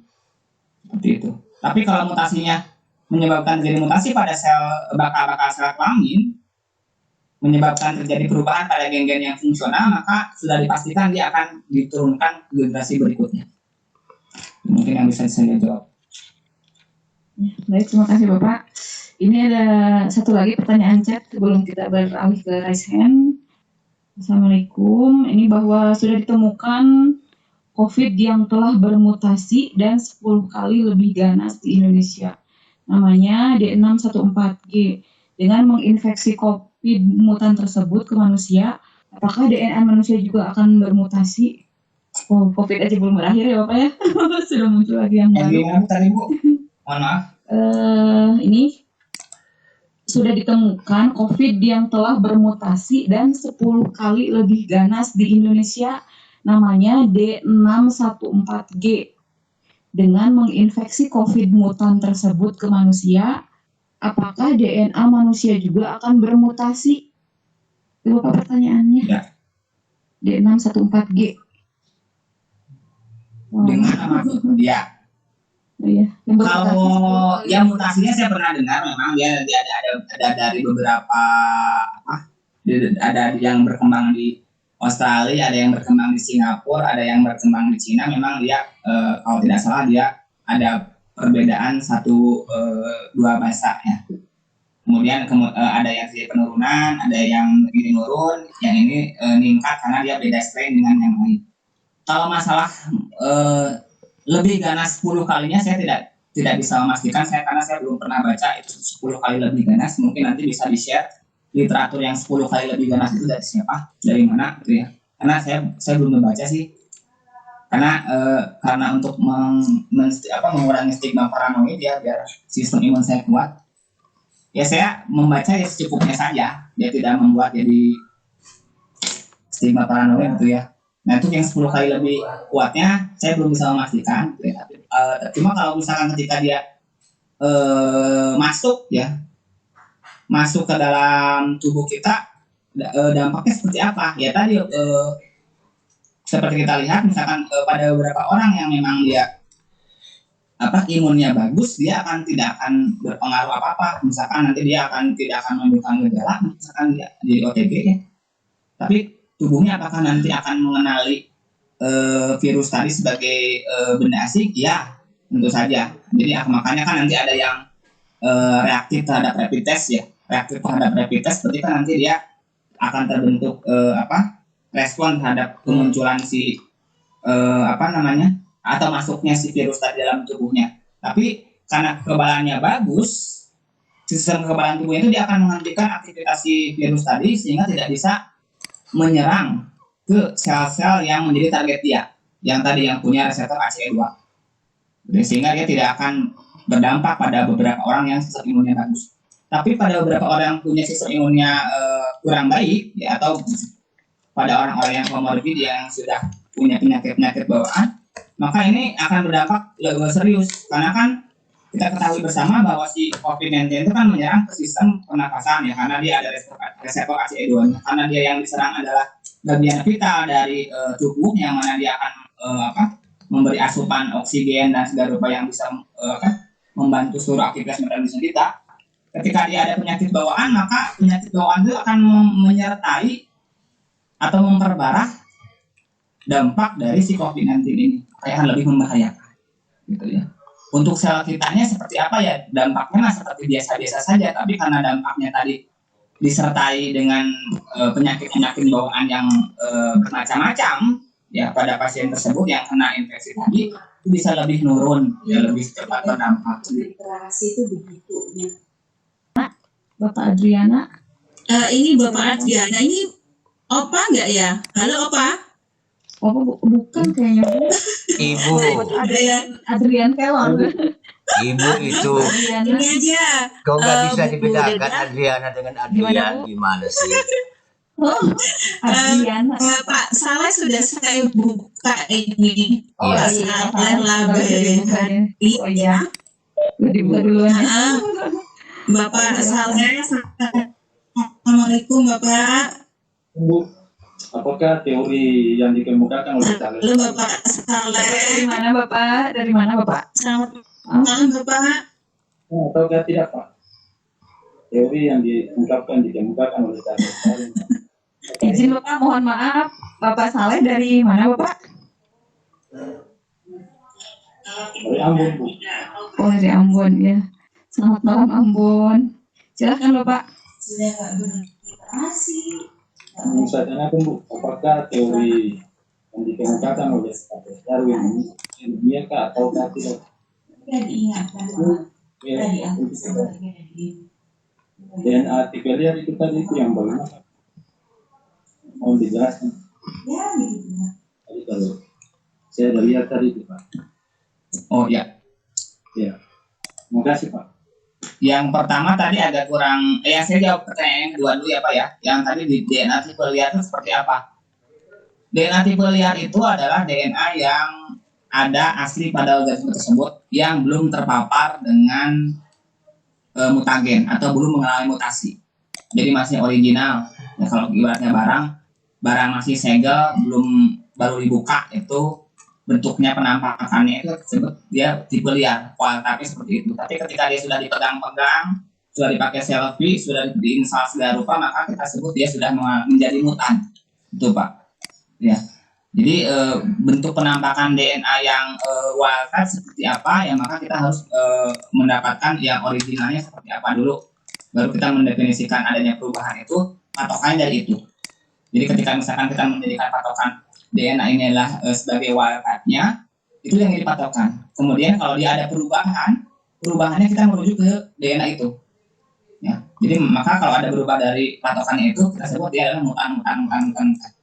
Jadi wildtype itu yang kita anggap sebagai dia yang tidak berubahnya, gitu ya. Terus yang pertama tadi sama-sama Pak Soleh tadi apa yang Tanya. teori Darwin ya?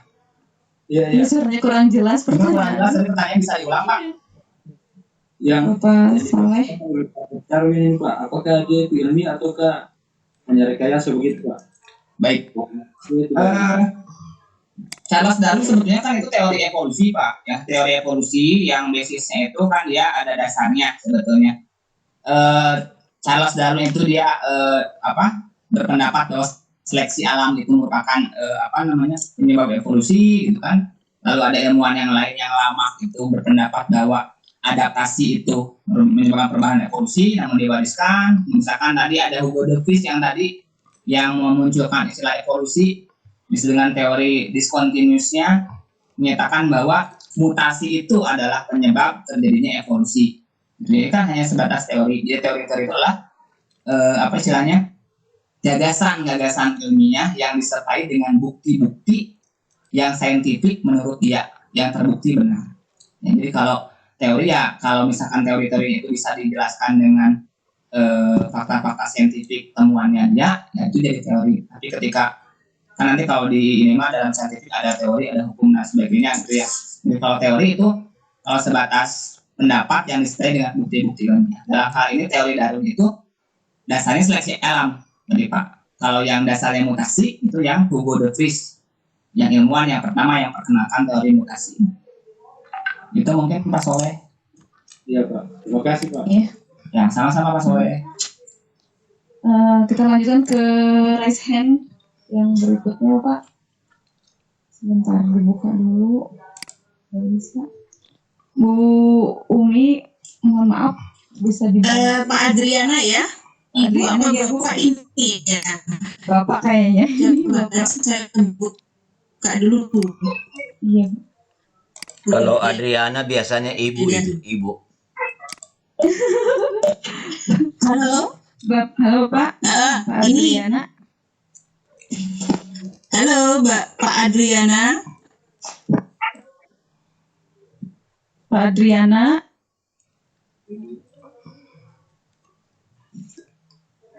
Pak Adriana, halo.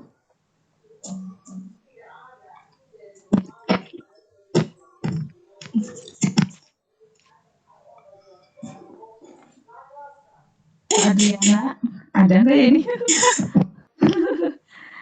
Atau yang berikutnya aja, Bu?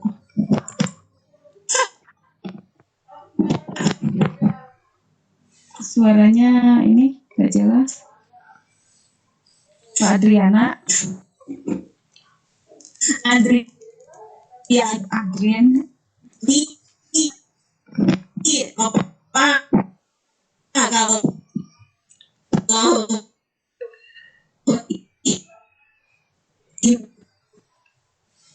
Suaranya keputus-putus, Bu.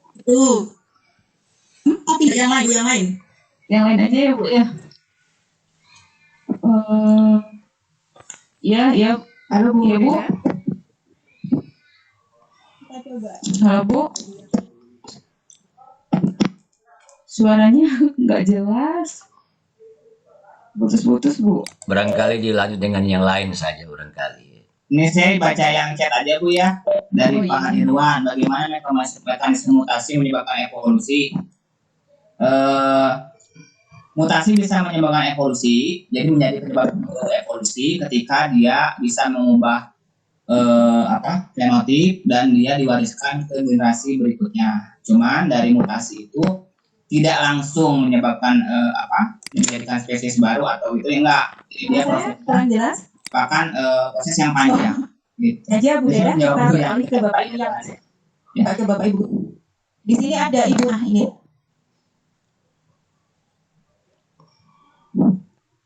Halo, gimana Bu? Halo.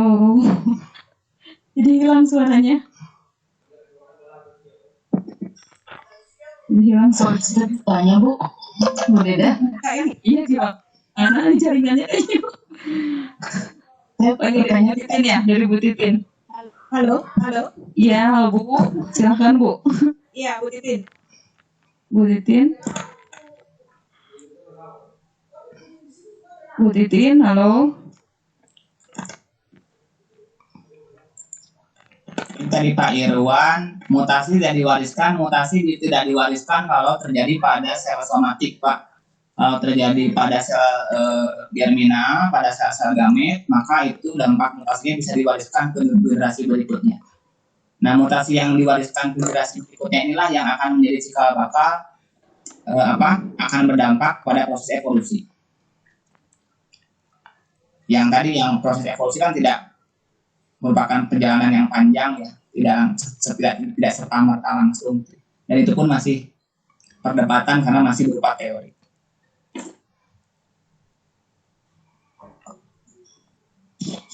Bu Deda, saya ingin bertanya, boleh izin bertanya? Ya boleh. Oh, silahkan Ibu Ica.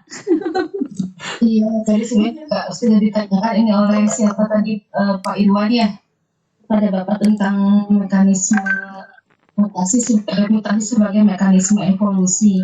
Karena memang sepanjang yang saya baca dan saya ketahui, namanya evolusi itu kan berarti menghasilkan suatu spesies baru, sedangkan yang namanya mutasi itu sampai saat ini belum bisa menghasilkan spesies baru, seperti itu ya Pak?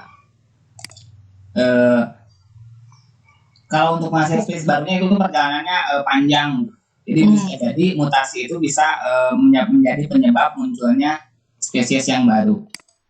Tapi tidak langsung proses yang instan.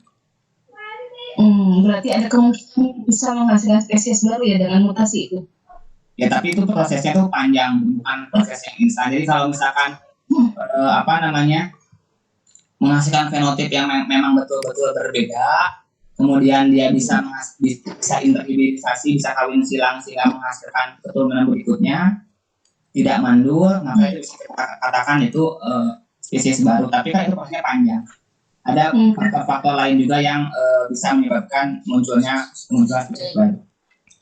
Ya, baik. Terus kemudian pertanyaan berikutnya nih Pak, saya tertarik tadi dengan yang sindrom Jacob dan sindrom triple X ya. Itu kan sindrom Jacob itu memiliki daya kriminal atau apa tadi kata istilah Bapak ya? Ya. Saya dikatakan bahwa sindrom Jacob dan triple X ini psikopat gitu Pak. Jadi kadang saya bertanya, psikopat itu kenapa sih bisa muncul adanya psikopat? Apakah memang sindrom Jacob dan Klinefelter ini triple X ini bisa dikatakan sebagai cikal bakal psikopat seperti itu? Ya, untuk psikopatnya ini saya harus orang psikologi yang bisa menjelaskan arah psikopat itu seperti apa gitu ya. Yang jelas nanti kalau pada orang-orang yang sindrom Jacob itu jadi pada saat masa ini kalau kita fenotipnya normal ya seperti anak-anak normal biasa, cuman pada saat masa kanak-kanak itu mereka akan terlihat lebih aktif ya, lebih aktif dari orang-orang yang normal gitu ya. Terus dia akan cenderung mengalami penundaan kecerdasan ya, bukan kecerdasan normal gitu, tapi dia akan mengalami penundaan maksudnya kematangan mentalnya mereka lebih tertunda dibandingkan dengan anak-anak yang lain, walaupun fisiknya itu normal ya gitu. Nah kalau misalkan karena aktivitasnya yang berlebihan ini, yang aktivitas tinggi ini, kadang-kadang kalau di sekolah bisa menimbulkan masalah kan ya. Nah kemudian gara-gara kelebihan yang sifatnya ini, memunculkan adanya sifat-sifat yang memang dia berwatak kriminal ya.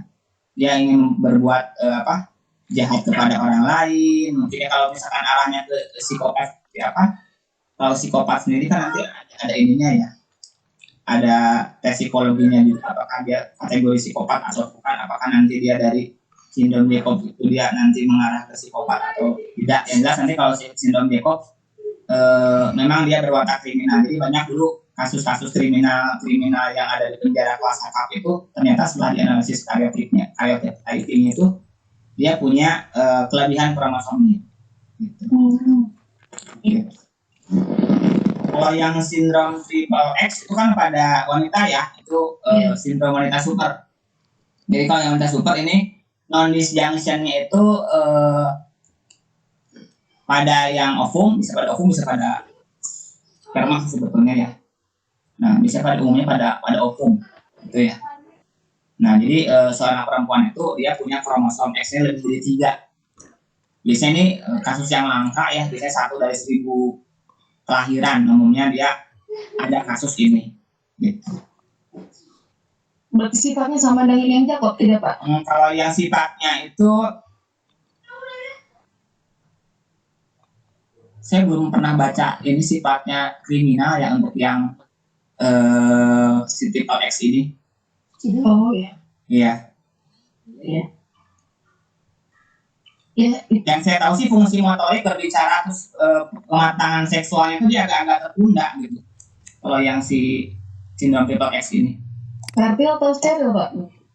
Ini ada yang fertil, ada yang steril. Sebenarnya kalau yang sindrom ini tuh dia kadang-kadang menyebabkan kemandulan steril.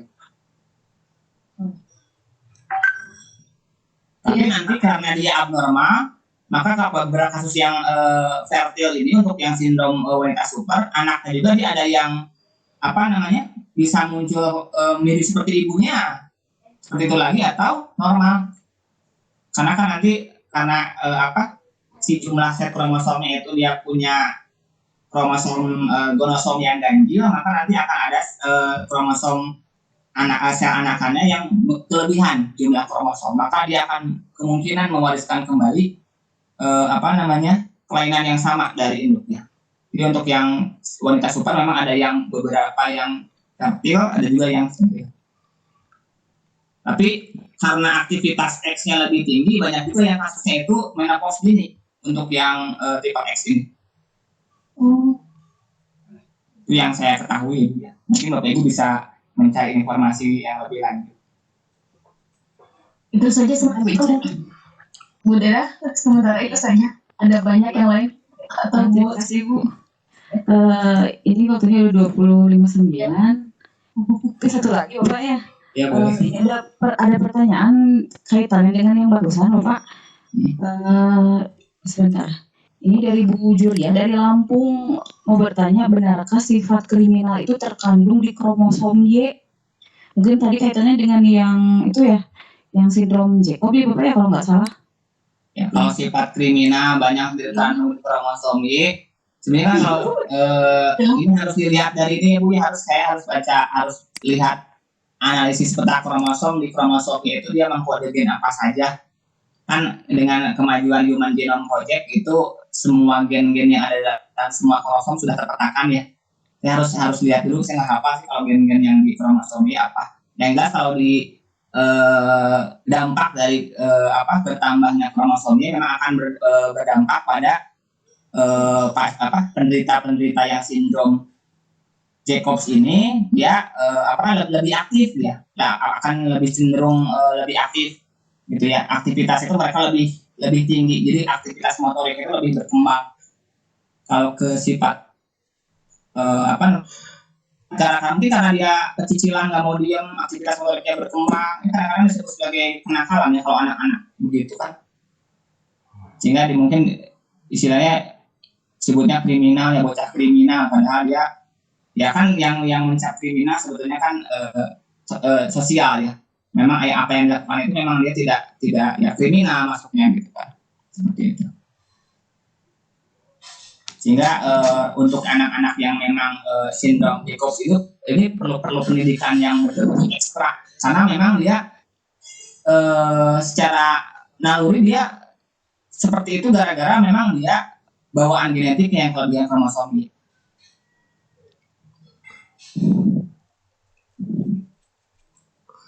Saya Pak. Yap. Ini banyak sekali materinya. Coba rata-rata minta ini link materi. Ya boleh. Saya tanya Pak nanti. Mungkin untuk pertanyaan yang lainnya bisa nanti langsung chat ke Bapak atau lewat email sama panitia ya Bapak ya. Ya boleh Bu. Ini masih banyak sekali dan waktunya sudah jam 21:02. Gimana Ibu, Bu Umi gimana? Ini mau ditutup aja atau tambah lagi pertanyaannya? Tanya ke Neng Lani dulu ini. Oh iya. Neng Lani gimana Neng? Sudah saja Ibu. Sudah saja ya. Ya, baik.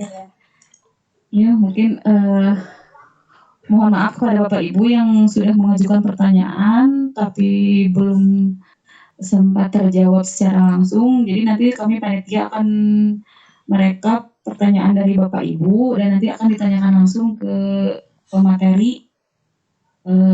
Bisa lewat email ya Bapak Ibu ya.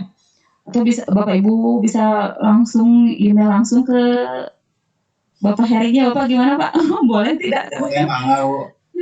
Kalau saya sedang luang, saya kirim jawabannya. Iya. Atau mungkin lewat WA kalau terkendala dengan email. Gimana Bapak dikasih nomor WA-nya?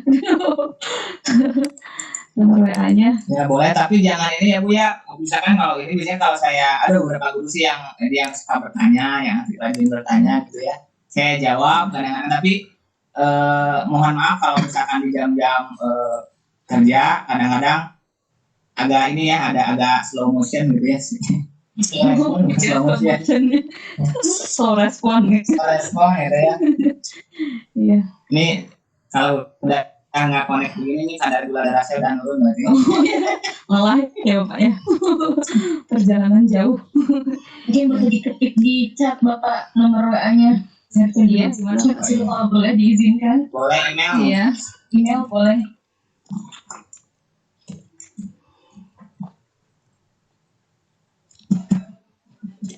Jadi Bapak Ibu yang tadi pertanyaannya belum sempat terjawab, boleh mengajukan langsung pertanyaannya ke Bapak pemateri langsung. Nanti pemateri akan share alamat emailnya. Silahkan Bapak Ibu mengajukan pertanyaannya. Kemudian tadi sudah dikatakan sama Pak Heri bahwa mohon maaf kalau slow respon ketika jam-jam sibuk. Itu ya Bapak Ibu mohon dimaklum nanti kalau misalkan Bapak Ibu mengajukan pertanyaan tidak langsung dibalas ya. Di chat aja ya Bapak ya itunya yang alamat emailnya. Jadi nanti Bapak Ibu boleh Nggak ada di chat ya. Sama link absennya juga udah ada, silakan buka ya Bapak Ibu, udah ada link absen di chat. Bukan chat yang ini ya Bapak Ibu ya. Yang satunya lagi sudah ada dari tadi untuk link absennya. Kita tutup saja ya Bapak. Ya mangga. Bu Umi kita tutup saja. Alhamdulillah ya penyampaian materi hari ini telah berakhir. Luar biasa sekali ya Bapak, subhanallah. Alhamdulillah dan terima kasih kepada Bapak pemateri telah menyampaikan ilmunya dengan sangat luar biasa ya. Mudah-mudahan itu menjadi sangat bermanfaat dan ladang amal buat kita semua. Amin ya Allah ya Rabbal Alamin. Baik, tutup saja saya sebagai moderator. Mohon maaf yang sebesar-besarnya apabila banyak kekurangan. Wabillahi taufiq wal hidayah. Wassalamualaikum warahmatullahi wabarakatuh. Waalaikumsalam. Saya kembalikan ke host, silakan Ibu Umi. Terima kasih Bu Dega Farida dari MA Syarikat Islam Tarakan Salak. Ya, ini malam orang Jawa Timur agak-agak gimana gitu kalau Untuk Bu ya. disampaikan terima kasih juga kepada teman-teman Sadar Igi, ada afiliasi Sadar Igi juga, ada Opa Adrianus. Opa, terima kasih Opa atas back-nya. Kemudian ada Bunda Indah Sultra Cerdas juga, ada Bapak Abdurrahman, ada Pak Darwono dari Kelor juga, dan teman-teman afiliasi Sadar Igi yang lainnya. Diucapkan terima kasih. Juga disampaikan terima kasih kepada Bapak Heri Setiadi atas materi kerennya, kepada Bapak Ibu peserta yang sampai detik ini masih bertahan di 140 peserta. Alhamdulillah. Materinya sangat luar biasa sekali Bapak, disampaikan terima kasih. Mungkin itu untuk selanjutnya kami tutup dulu. Semoga ini menjadi apa namanya